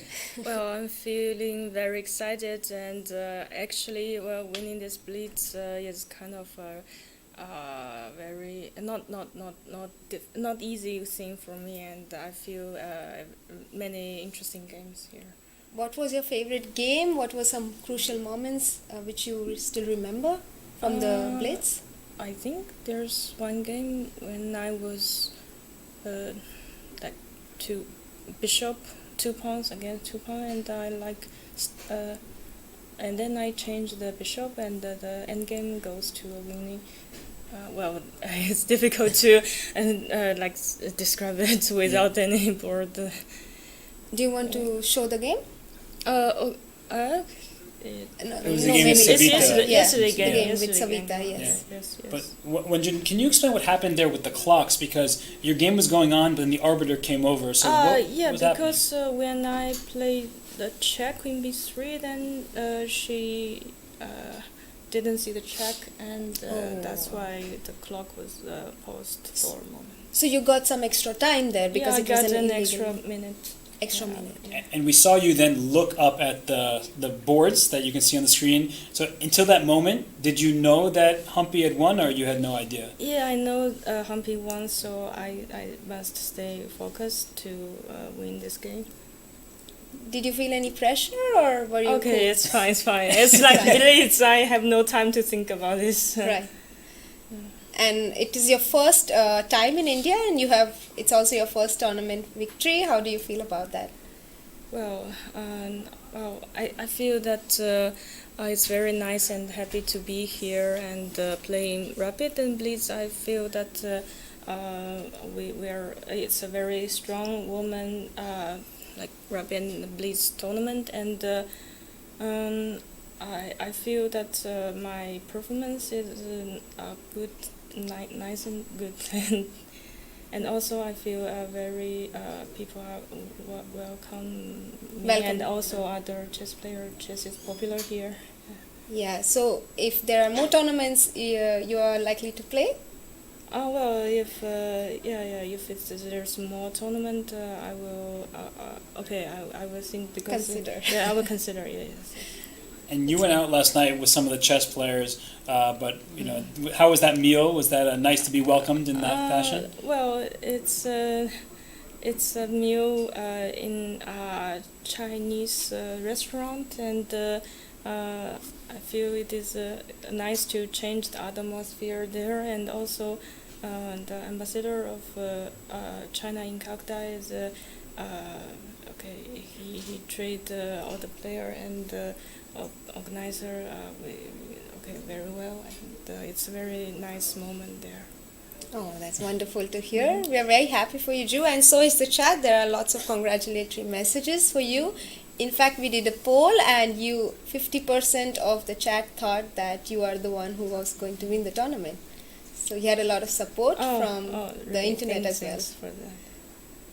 I'm sure there's much more press. I'm waiting for you now that you've won the tournament, but thank you so much, and congratulations, Wenjun. Okay, thank you. Thank you. Yeah, thank you. That's women's world champion Ju Wenjun with another victory to her resume. She can't seem to get enough of those, but also very humble, and is great to get her here in the studio. And it's interesting, Somya, because she takes it game by game. She said, it's Blitz, it happens. But what happened was a tournament victory for her. Yeah, she was incredibly calm, and we see her, you mentioned happy, and it's in fact her Instagram ID, Happy Little Ju, and she really personifies that nickname because she's always happy, always cheerful, and so calm and composed, and she came and won the tournament just like that.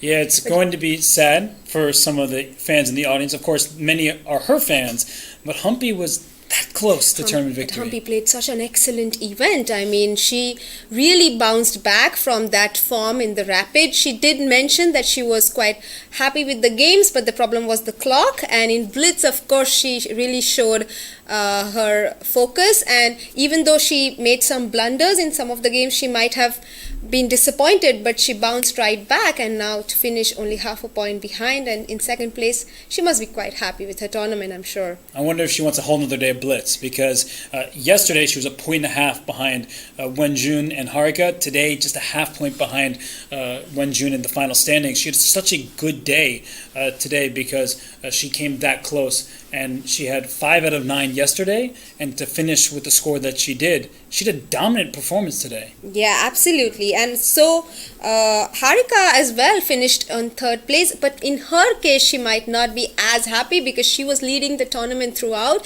This is very unique to chess that you're leading the tournament throughout, but then you have a unfortunate loss in the penultimate or last round, and you're suddenly pushed to 3rd place, and but she can still be very happy with the amount of fighting spirit she showed, and also her games were quite good, and she has another tournament to look forward to. So she must be quite happy that she's gaining her energy back. Yeah, and it's unfortunate for her in a way that in the Rapid, Divya lost the penultimate game, just like we saw Harika do, but Wenjun was able to keep winning. In the Rapid, Wenjun couldn't win that final game against Anna, and now she was able to win that final Blitz game, which is what catapulted her into 1st place. So, there were so many ups and downs in this event. There's so many possibilities for the players. We're going to be honest, this is Blitz chess. There were blunders along the way, some time scrambles, some losses on the clock. But when all is said and done, I think it does seem relatively fair that Wenjun won the tournament. She's been steady. She lost 2 games yesterday, but since then she was able to right the ship, and she seemed quite happy to win such a tough tournament. Yeah, definitely. And I can't even believe that the tournament has ended, Rob, with such great games, and it was so fast and so sudden. 3 days of Rapid and 2 days of Blitz. Fantastic chess. I've really enjoyed this tournament and covering it with you. Yeah, it's been fantastic covering it with you as well. And I do think we still have a closing ceremony here. I believe that will also be streamed, and you have duties there. I'm relieved of any tasks, so we're going to celebrate the players for what was such a great tournament. And even the players that didn't win, I just want to quickly say they showed such class and such fighting spirit. For example, Nino Batsiashvili, she won a gold medal in Chennai. Here, it wasn't her best performance, but we spoke to her so much throughout the event.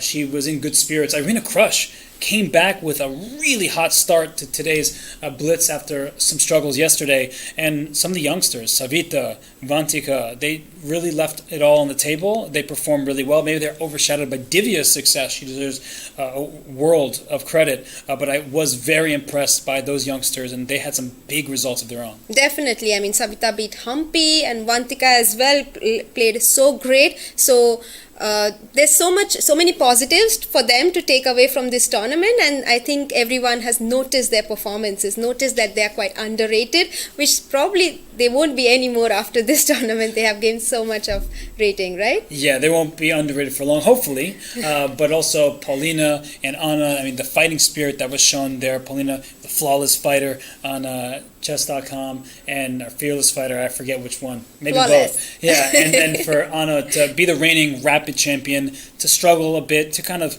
be in the middle of the pack, and then to play a significant role down the stretch of this tournament because she played Harika and Wenjun, and even that last game, she almost took down Wenjun. It was really complicated, and she couldn't hold that draw, which means that Wenjun, she earned a first-place finish. So Divya Deshmukh wins the Rapid, Ju Wenjun wins the Blitz, and I think it's time to celebrate. Absolutely. Let's go to the closing ceremony. We'll start it Have quite some chom soon. chom? Yeah, we'll have some chom chom in between, and we will come back shortly with the closing ceremony. Thank you so much for joining us for the tournament, and do stay on for the prize giving.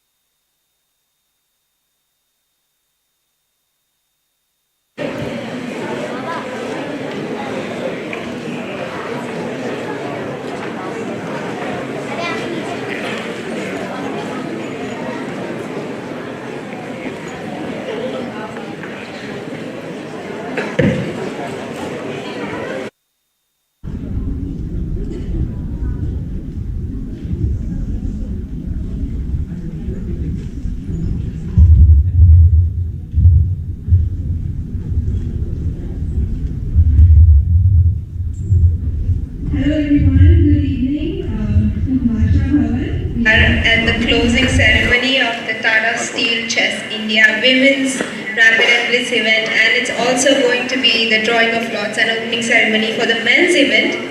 We are so excited to have you all join us here. Last 5 days were incredible. Had such a good time commentating on the games with Grandmaster Robert Hess. And we are now at the end of the event. So first of all, I would like to welcome the tournament director, Yarun, to please come on stage and say a few words about his impressions of the event.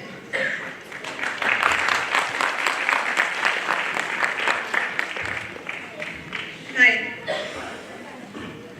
Hi.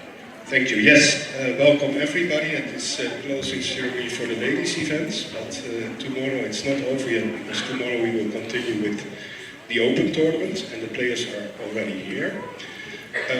Yes, your question was what I thought about the ladies event, how it went. Well, from an organizational point of view, it went very smoothly, some small issues, but this is normal at every chess tournament.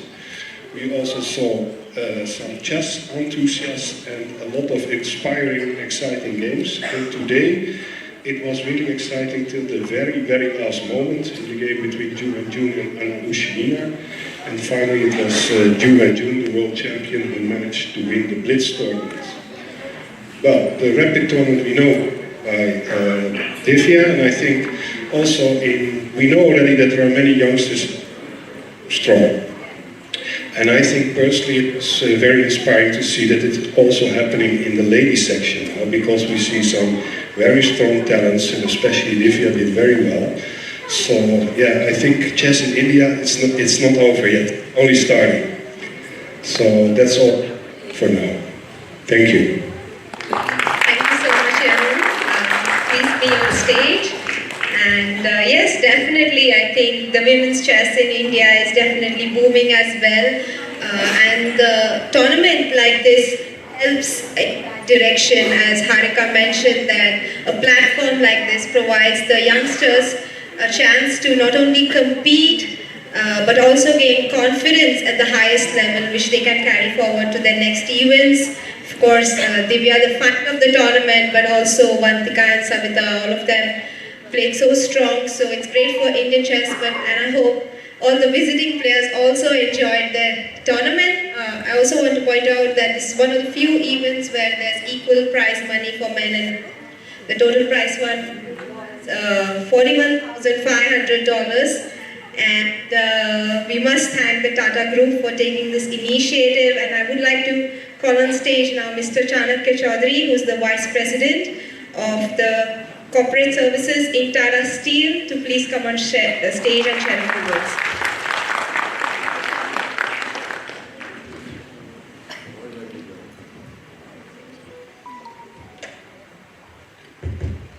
Thank you and good evening, everyone.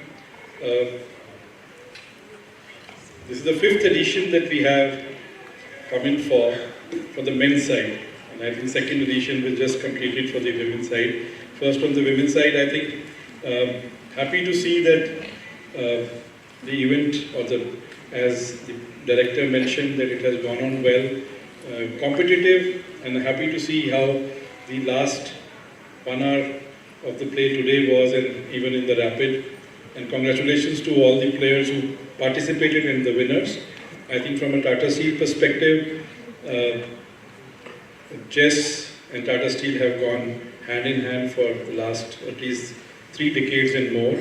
Started with invitational chess in Kolkata and then moved to Jamshedpur, and this Tata Steel Chess India started only about 5 years back. An idea which was germinating for some time, and I must thank Jeet Banerjee, who brought it out with us and said, let's do this. And thanks also to our friend Vishy Anand, who's been always very supportive. And he's not only played in this tournament in the beginning, but now he's also the brand ambassador for this event. And this year, we also have the Asian Junior Chess Tournament starting in Jamshedpur in a couple of days' time, where the number of participants is quite large. It's about 125 participants from India and about 7 other countries. So I think all in all, from a India landscape, we are doing our bit towards chess and sports, and I think, I don't know whether, I normally call you Hiron, but I heard something else from Yarun. So I don't know which is what, but being a proper noun, it's fine. So he comes from Europe and he's our colleague there, and chess and Tata Steel go back much more over there. It's about 85 years of chess in Netherlands, and it's supposed to be Wimbledon of chess in Europe, which takes place in January. I think sports binds us together in much more stronger way than we all think about. It's not only community engagement, and if you really look at it, these days sports is the first point of call for any kind of fitness, health, teamwork, collaboration, stress management. So you name the management point and it covers that. So I think Tata Steel and sports also go way back. It started many, many years back, and when I joined the company about 3.5 decades back, the slogan I still remember used to be, in Tata Steel, sports is a way of life. And I'm happy that we've carried it forward from whatever we were doing, many more academies, many more training centers, and many more events, including runs and other kind of sporting events. So I'm happy that we've had good 4-5 days of chess, and we look forward to much more, I would say, more competitive chess in the next few days with all the top players from India and abroad being here. Thank you so much once again. Thank you, sir.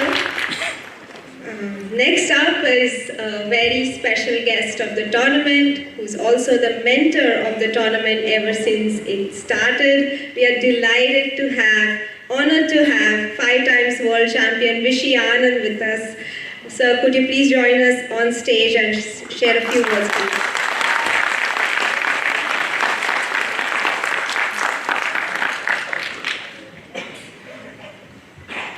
Hello, sir. Vishy, can you come in the middle, please, so that we can get some photo? Thank you. So, thank you everyone. My connection with Tata Steel and chess goes back a very, very long way. The Tata Steel Grandmaster in 1986, when I was still trying for my GM now. And then, unusually, Tata Steel and the Hoogevens tournament combined in Holland, taking the connection with chess even longer back. And in Calcutta, I've had some of my best receptions when I was returning home after some good result, and always a very special feeling to be here. I'm really happy that the Tata Steel India Rapid and Blitz event is growing from strength to strength. I think it's now an established event on the calendar, which not only allows us to showcase our best Indian talent, talent sort of a relative word, but also have the world's best players compete here. So I hope all our visitors had a very good time here, and good luck to all the participants for tomorrow. Thank you. Thank you, sir. Wow, so now that the special guests have been welcomed, it's time to begin with the closing ceremony. I would kindly request all the players to join us on stage.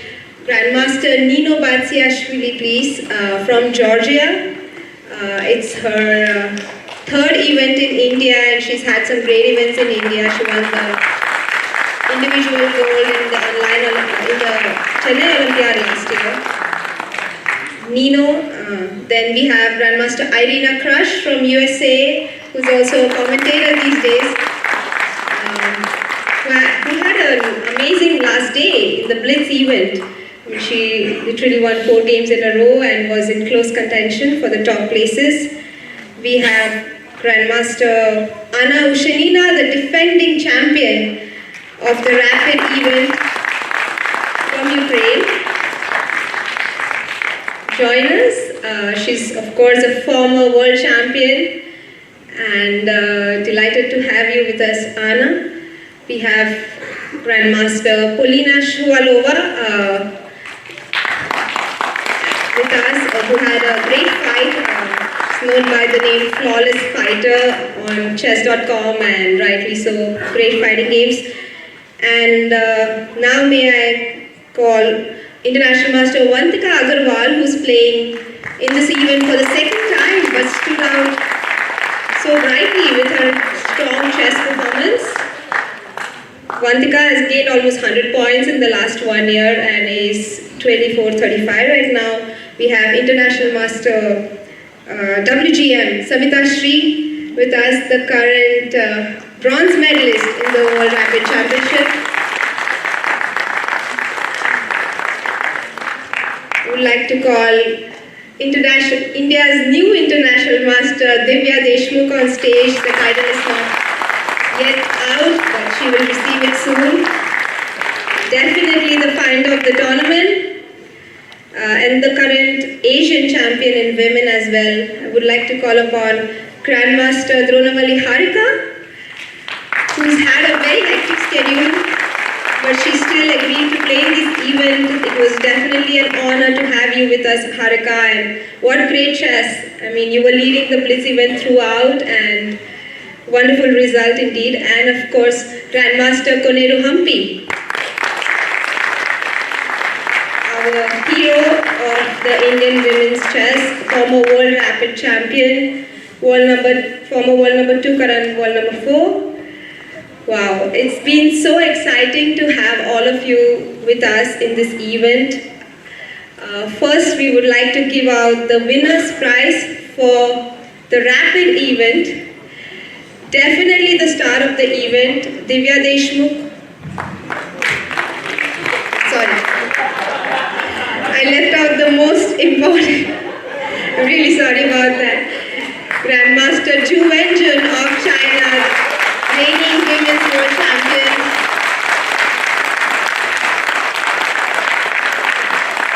I'm really sorry about that. Reigning women's world champion, it was an absolute honor to have you with us, and it is your first time in India as well, so we are really delighted that you started your campaign in India with this tournament. First, we would like to hand out the prize for the women's rapid event, which was won by Divya Deshmukh, who was not even in the initial players list. She came in the tournament as a replacement for Vaishali, and what a performance, Divya. Would you like to say a few words, please? Okay, first of all, I'm very grateful to be here on this stage and sharing the podium with so many of such great players and so many great players sitting in the first row. And yeah, I think I'm just super grateful to be here, and I am glad that I could perform well. I am satisfied with my performance in the rapid section. Blitz section was quite shaky, but overall I would say it was a good tournament for me. Thank you to the organizers, game plan sheets, and the tournament director Van Haron for inviting me, and yeah, thank you for this whole experience. It has been an absolute pleasure.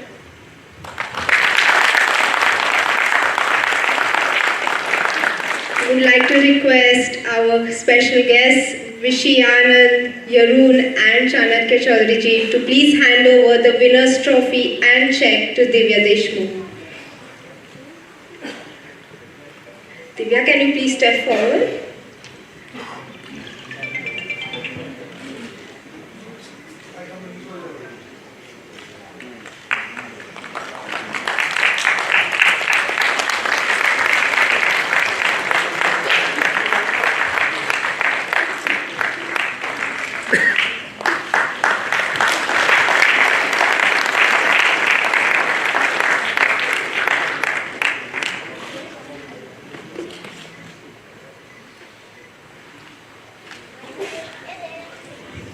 Congratulations, Divya. And now we have the award for the Blitz event, which was an absolute thriller. Till the last round, 3 players were in close contention for first prize, and Zhu Wenjun clinched the title. Congratulations, Zhu. How do you feel about your win?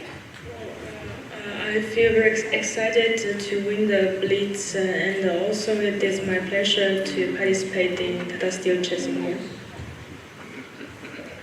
Thank you, and I would now request Drew to please come forward and request Vishy Anand sir, Yarun and Chanakya Chaudhary ji to please hand over the winner's trophy to Drew and Drew.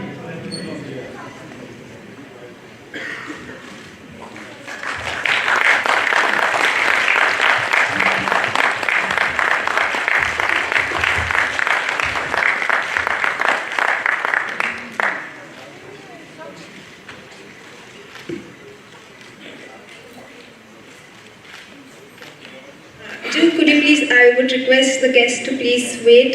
Could you please share a photo with Divya, both of you?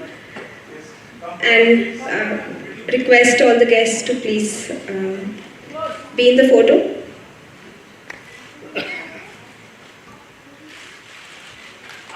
Deepa, this side. Please this side. You this side. You to your left.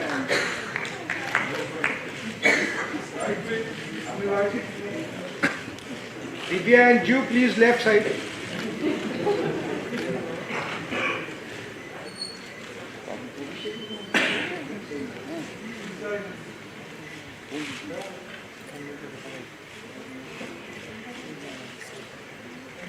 I would request all the players to please step forward and join them. Just a moment and we can have a nice group picture.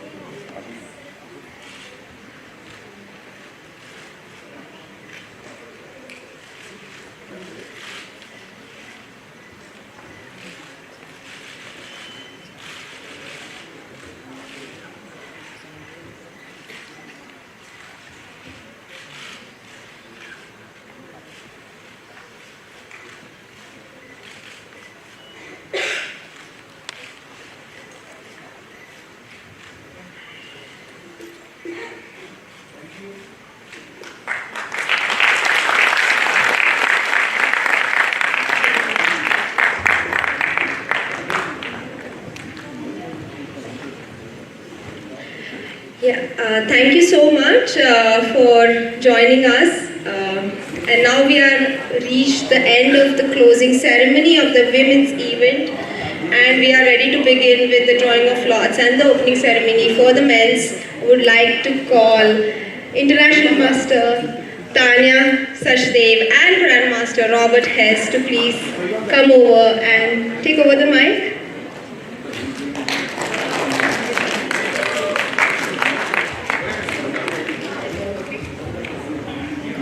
Hi everyone. Where's Robert? I have to say that it's always such a joy and gives me so much pleasure to be back at the National Library of India every year for this tournament, which has become such a core part of Indian chess, and it is the biggest rapid and blitz event to be held on homeland, and it's come a really long way. And today I'm super excited to also share the stage with my good friend Robert Hess, Grandmaster Robert Hess. Robert, it's your first time commentating for this event. How was your experience with the women Tata Steel Chess India?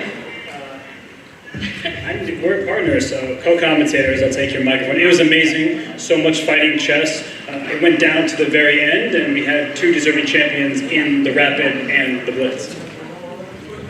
And of course, this started last year with Tata Steel Chess India making history by being the first event to have the same format and the same prize fund for the women as the open section, and that was a starting point, and we see that tradition continue. This year, we had some amazing performances in the women section when the tournament started. It was in 2018. The core value and the core behind the tournament was to give a platform to the youngsters of India, the prodigies and the young talents of India, to come and play against the very best in the world. So give them that opportunity, which was rare and few at the time. I'm talking 2018. And from then, while the prodigies are still young in age, today going into the 2023 Open Tata Steel event, they fight as equals. I think this is the one edition where it is so difficult to pick a favorite for fans to fight against, and it's going to be a really fun one to watch. And without further ado, I think we're going to start with the drawing of Lord's Robert. So I would like to welcome on stage Mr. Chanakya to come and do the honors of calling the players.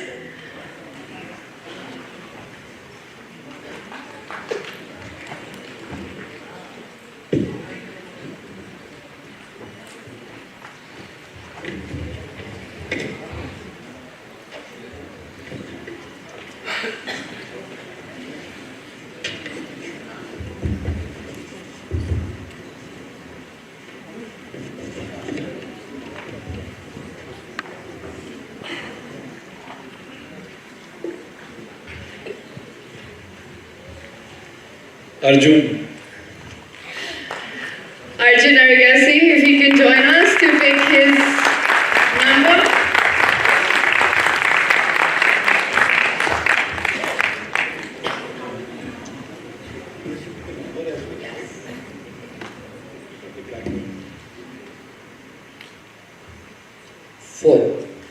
Number 4 for Arjun. And Arjun, while you're up on stage, you have won both the Rapid and the Blitz sections of this event. Is it time for you to win both at the same time? Yeah, I'll try for that. Although this year has been very shaky for me, I'll still try to win both. Thank you so much, Arjun, and we wish you all the best. I don't think it's an overstatement to call you Mr. Tata Steel with the performances that you've had in the past 2 events.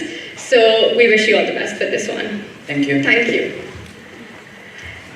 And we request Mr. Chanakya to call on one more player.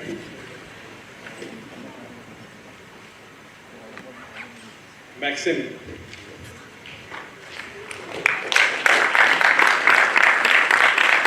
Maxime Vacher-Legrand from France.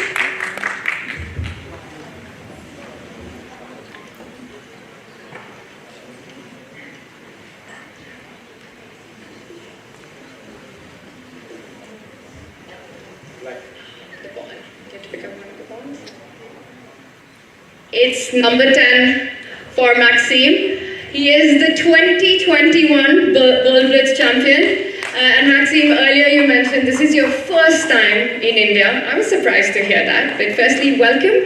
How do you feel about being here and the tournament ahead? No, the welcome has been very nice. Yes, the welcome has been very nice. I'm thrilled to be here. I'm hoping for some good results, better than this drawing of luck that just happened. And this number 10 is not that great. Yes. To see it. And yeah, overall I'm very happy and very eager to play against all my colleagues and especially young Indian chess players that I haven't played that much yet. That's very cool to hear. Is there any one particular player you're really looking forward to playing against? I don't think I've ever played with Mukesh, even in online or something. Also, we'll play him soon in the Chess.com speed chat. Yes. Maxime, we're so excited to have you here with us in Kolkata, and good luck for the tournament. Thank you very much. Thank you. Grandmaster Maxime Vacher-Legrand, the former World Blitz champion, looking forward to his matchup against Gukesh. And Mr. Chanakya, can I ask you to pick one more player to come up? There more.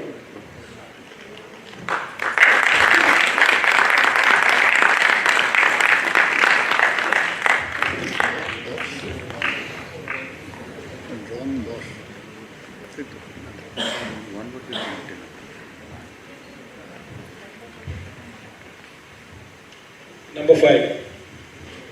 Tamu Rajapov with number 5. Raja, firstly, welcome.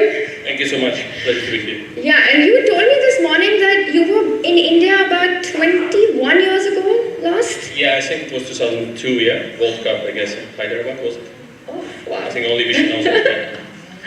Vishy there approving your memory. Raja, it's been a long time since then. A lot has happened, including a pandemic in the middle. And during that time, you became a really big part of the streaming community and built a huge fan base. And I think India is super excited to have you. My favorite bit about that was Baku Kadaku. Sorry, I had to bring it up. Yeah. And what is it like to come back here after all of that and play in front of your community and your fan base? Well, yeah, somehow out of like, I don't know, 60,000 people that I have there, like subscribers on the YouTube channel, yeah, I think like 59,000 are Indians. Yeah, which is maybe not too surprising, but still it's very pleasant. And of course I'm super happy to be here. I mean, to play all the players, that some of the players as well as Maxim I didn't play, I think, ever. And yeah, just happy to be here. The organization is very good, so everything is perfectly fine. And like, I see a lot of friends, a lot of people that I know. Also including the Women's World Champion Ju Jun. I mean, I saw her for 20-something days on the Women's World Championship match, and already feels like very friendly in any case. And of course, very happy to be here, and we'll be happy to perform. Not sure how well, but still very happy to perform. Thank you. We're super excited to see what you bring to the board, Raja. Thank you so much, and all the best. Now, Raja from Azerbaijan. Chanakya, before we let you leave, I want to ask you, because this has become sort of the core event in Indian chess over the years, the strongest tournament. How do you feel about the progress that Tata Steel Chess India has made with being that event to provide a platform for the youngsters, and where those youngsters have reached today? So, I think this tournament, when it started 5 years back, well, we didn't have a plan in terms of where we will reach in 5 years. However, we thought it through, and we thought this is an event which should be organized, should be held, because many tournaments were being held all over for various sports, but chess did not have any dedicated tournament. And second was that we did see some kind of growth in the chess players as such in India. The importance, or I should say the popularity of the sport was increasing, and I think mostly the credit goes to our friend Vishy here, because he was consistent in his performance for many, many years, right? And it was also players like you. So I think that's where it started. I must share that while we were planning this event, it was also being discussed as to where we should hold this event. And I remember talking to Jeet at length in terms of should we have it every year in a different place. You know, we could have it in Mumbai, we could have it in Delhi, Chennai, Kolkata, and then every year it could be a newer place. However, we decided that if we want to have it, we should have it in Kolkata. And the reasons were as follows. The first reason was that the eastern belt of India has a lot of, I should say, passion for culture, art, sports, and intellect. Intellectual sports, a lot of, I would say, passion for it. Secondly, we exist for more than 115 years now in the eastern part of the country, which is now Bihar, earlier Bihar, now Jharkhand, Orissa, Bengal. And I think our engagement with every citizen in this part of the country has been immense because of these platforms. And we thought it was the right thing to do. Rather, I must say, Jeet was very, very pushy, saying Kolkata is the right place. And he reminded us about the 1986 tournament. And he remembered, he said, it's going to be fantastic, let's start here. And then we'll see where to take it. But I knew he didn't want to take it anywhere else but Calcutta. And I'm happy that in 5 years, it has reached a stage where people have started asking us now as to when is the tournament. Can we send our youngsters to just go and watch, if nothing else? And I'm also very happy that last year we started the women's section, women's edition as well. Rather, when we think back, we should have actually started at the same time in 2018 itself. I don't know why this thought never came up. And we didn't know that there was no equal prize money. I remember when we were curating the program and Jeet was telling me that, we should have the same prize money. I said, yeah, why not? Then he told me later on that it doesn't happen that way. But I was happy that we started that way. And this year, surely some of the youngsters who are sitting here, both boys and girls according to my age, because when you said 20 years back, so-and-so came, he was not looking all of 20 even now, but nevertheless. So I said, when I look at this young generation here, I think you really bring pride to all of us as Indians, what we have seen in the last few weeks. And I think what he carried as a baton, you've carried it forward, and I'm sure some of our young girls will also do the needful going forward. Thank you so much once again. Thank you so much, Harika, for all the support that you've given to Indian chess.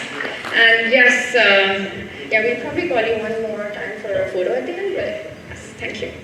Tata Steel Chess India, taking chess to new heights. Robert. Yes, and Tata Steel, of course, has a global fame in the chess world, so in Vikings we would like to bring up the organizer, Jeroen Venberg, to help with the drawing of lots, if he so wishes. Thank you, Jeroen. And for those of you who may not be so familiar, the tournament Vikings has existed for many, many years. He can speak on it better than myself, but thank you so much for joining us.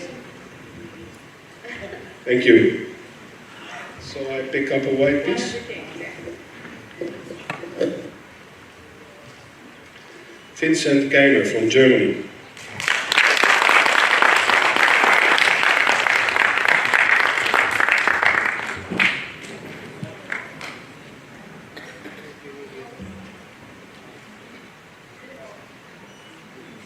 Number 7 for Vincent. Vincent is fresh off a victory in classical chess over Magnus Carlsen and also won a World Rapid Team Championship. So Vincent, how are you feeling to bring those successes here into India? Yeah, well, I mean, the past few weeks have been pretty good for me, but still I think it will be a very tough challenge. The tournament is very strong. And the Rapid at Blitz is, at least in my opinion, very tricky. That normally a lot depends on how you feel in that specific tournament or how the tournament is going. So the momentum has a big role. Thank you so much, Vincent. And this is your second time in India, first time in Kolkata. You've been here 2 days. You're having a good time so far? Yeah, I mean, so far it was very nice. I was mostly in the hotel, being honest, but you know, still I think what I saw, I enjoyed. Thank you. We wish you all the best, Vincent, for the tournament. Thank you. Vincent Keimer from Germany, women number 1. And you're on. Gukesh from India. 17-year-old, world number 8, Gukesh. He's had an incredible year.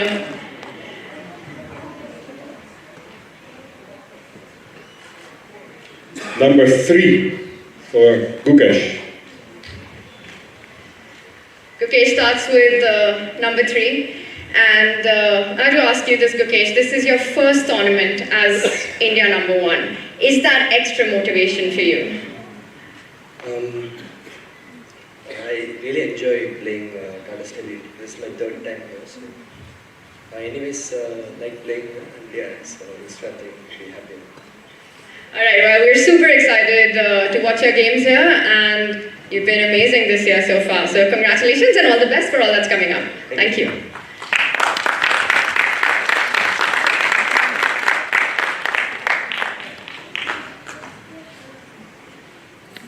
Pantala Harikrishna, also from India.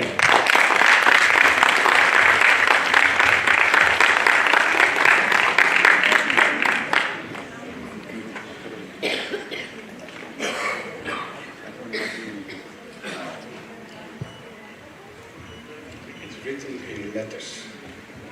9, do you accept? It's number 9. You're back in India. You played, of course, in the Olympiad last year in Chennai, but this is your first time back in Tata Steel India since 2019. How does it feel to be back in front of a much larger audience for the world of chess?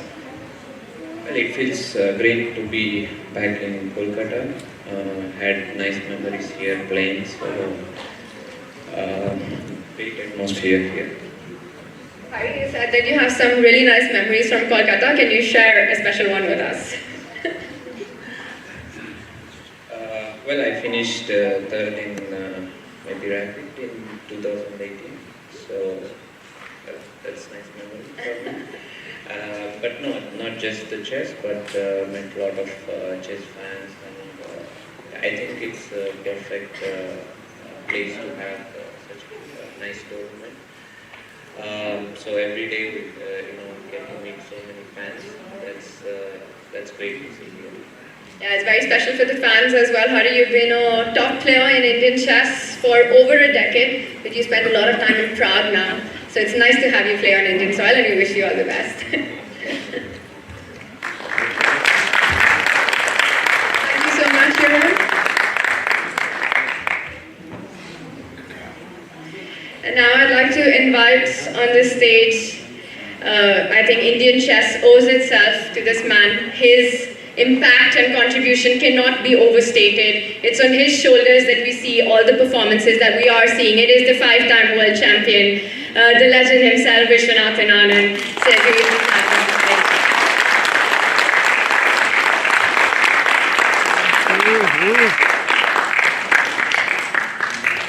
Rishi, first I'd like you to just do the drawing of lots before. Yeah, just a game. Had to be. Another Anand in the name, Pragyananda.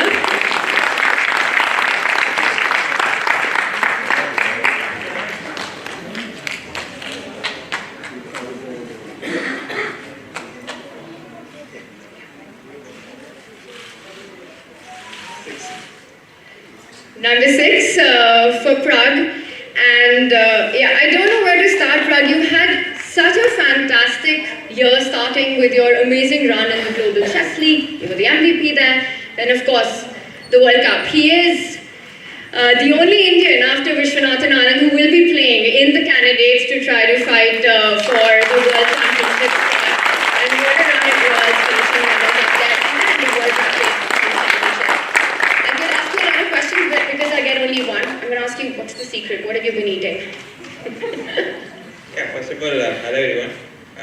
Yeah, I must say one thing. It's not like only Indian, yeah, because we could have more in the candidates, and that is true. Yeah, and yeah, no, there's no secret.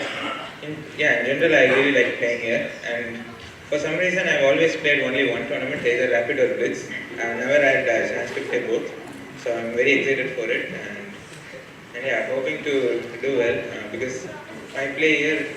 They are always okay, I mean, not very good, not very bad. So this time I'm hoping to do well. Thank you so much. Anand, what do you think about his take on his play here? Because you've been watching his performance. I think we've seen a different Prague from June. There's something I haven't quite figured out because from June he's been on turbo. So I'm looking forward to seeing him compete and happily in both Rapid and Blitz. Yes, absolutely. Thank you so much, Prague, and all the best. We're super excited to watch you play here. Thank you. And yes, I stand corrected. Of course, we can have more than one Indian, but right now he's the one who's booked his spot in the 2024 candidates, and I think we're all very excited about that. Vishy, our next player. Alexander Grischuk.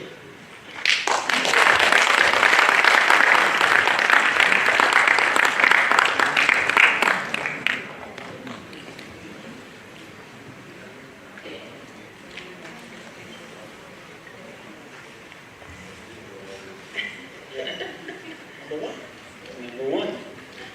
Well, Alexander, you've been the number 1 in Blitz 3 different times, the World Blitz Champion, 3-time World Blitz Champion. How does it feel to be in India playing these quicker time controls against these youngsters? Yeah, I haven't been in India for 23 years. I guess 23 is a very good number in sports. Thank you so much. And is there a player that you're looking forward to playing in this one?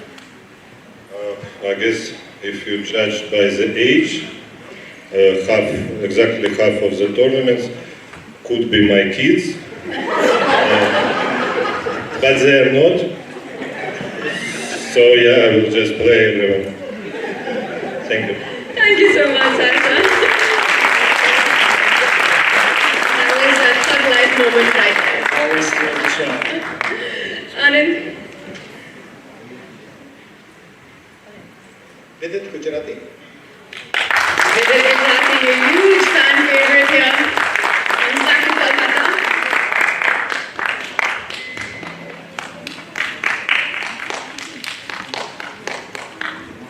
It's number 2 for Vidit. Vidit, you've been playing in Kolkata every edition. That kind of makes you a veteran here. I'm sorry, but one of the most experienced players here. You've also given this tournament some of its biggest moments, including on this very stage, and you know what I'm about to bring up, the 4-move draw against Magnus, the Hikaru, king giving a king check, lots of great memories. What does this event mean for you in your chess calendar? Now that you reminded me of these games, now I know why I'm invited.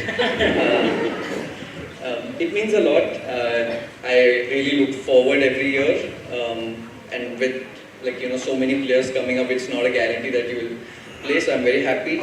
And Maxim was saying that we have been very nice to him, so I plan to change that over the board and play some really good games. The field is extremely strong this year, so it's not going to be easy, but I think I'll try my best and see what happens.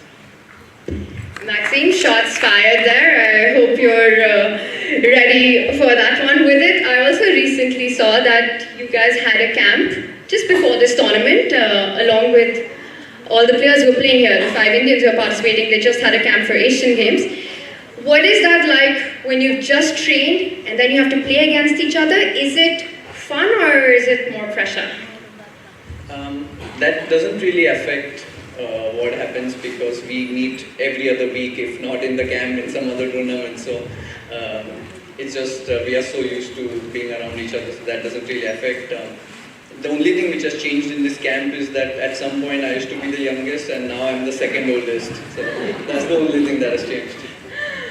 Alright, well, the youth versus experience battle continues. Thank you so much, Vidit. All the best. And finally,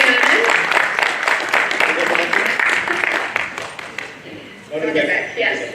He is not here with us. He will be joining tomorrow morning. His flight lands tomorrow. Nodebek Abdusatral, the youngest ever world rapid champion. He is 18 years old, and of course, those big phenom was phenomenal at the 2022 Chess Olympiad. We're super excited to see him, and his number, Vishy?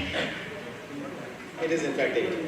It is number 8 for Nodebek Abdusatral. And Vishy, before we invite all the players for a photograph, I want to ask you, looking at this incredible field that we have for this year's Tata Steel Chess India, how difficult is it going to be for the fans to pick a favorite, and how do you assess the players here?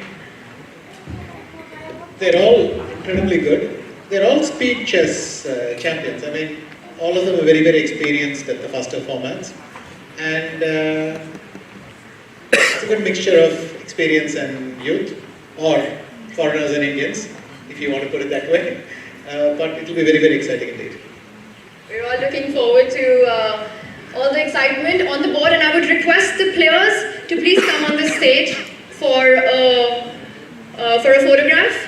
And Mr. Chanakya, Mr. Yaron, if you can please join us.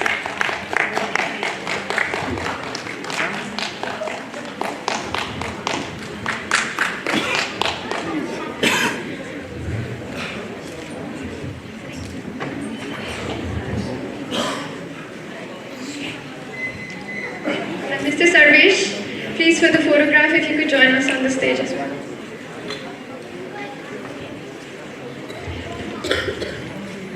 They're going to be fighting it out over the next 5 days, first in Rapid and then in Blitz. Can we please have a big round of applause for all the players and the dignitaries on the dais?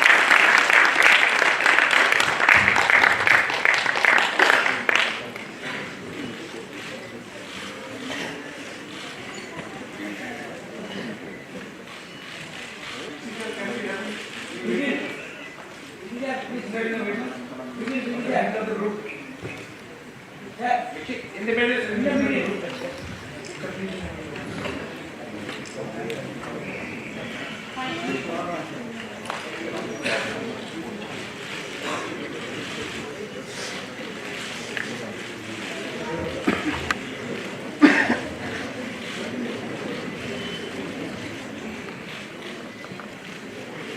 can I also please invite all the women players to come on and join the stage for a photograph, please.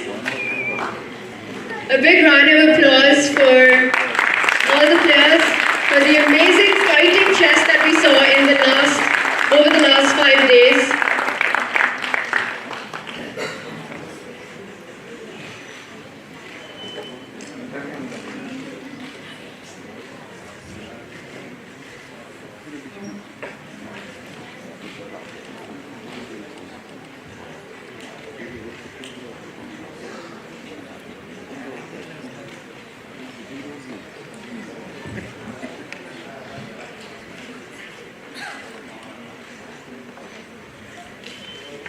This can only happen in Kolkata.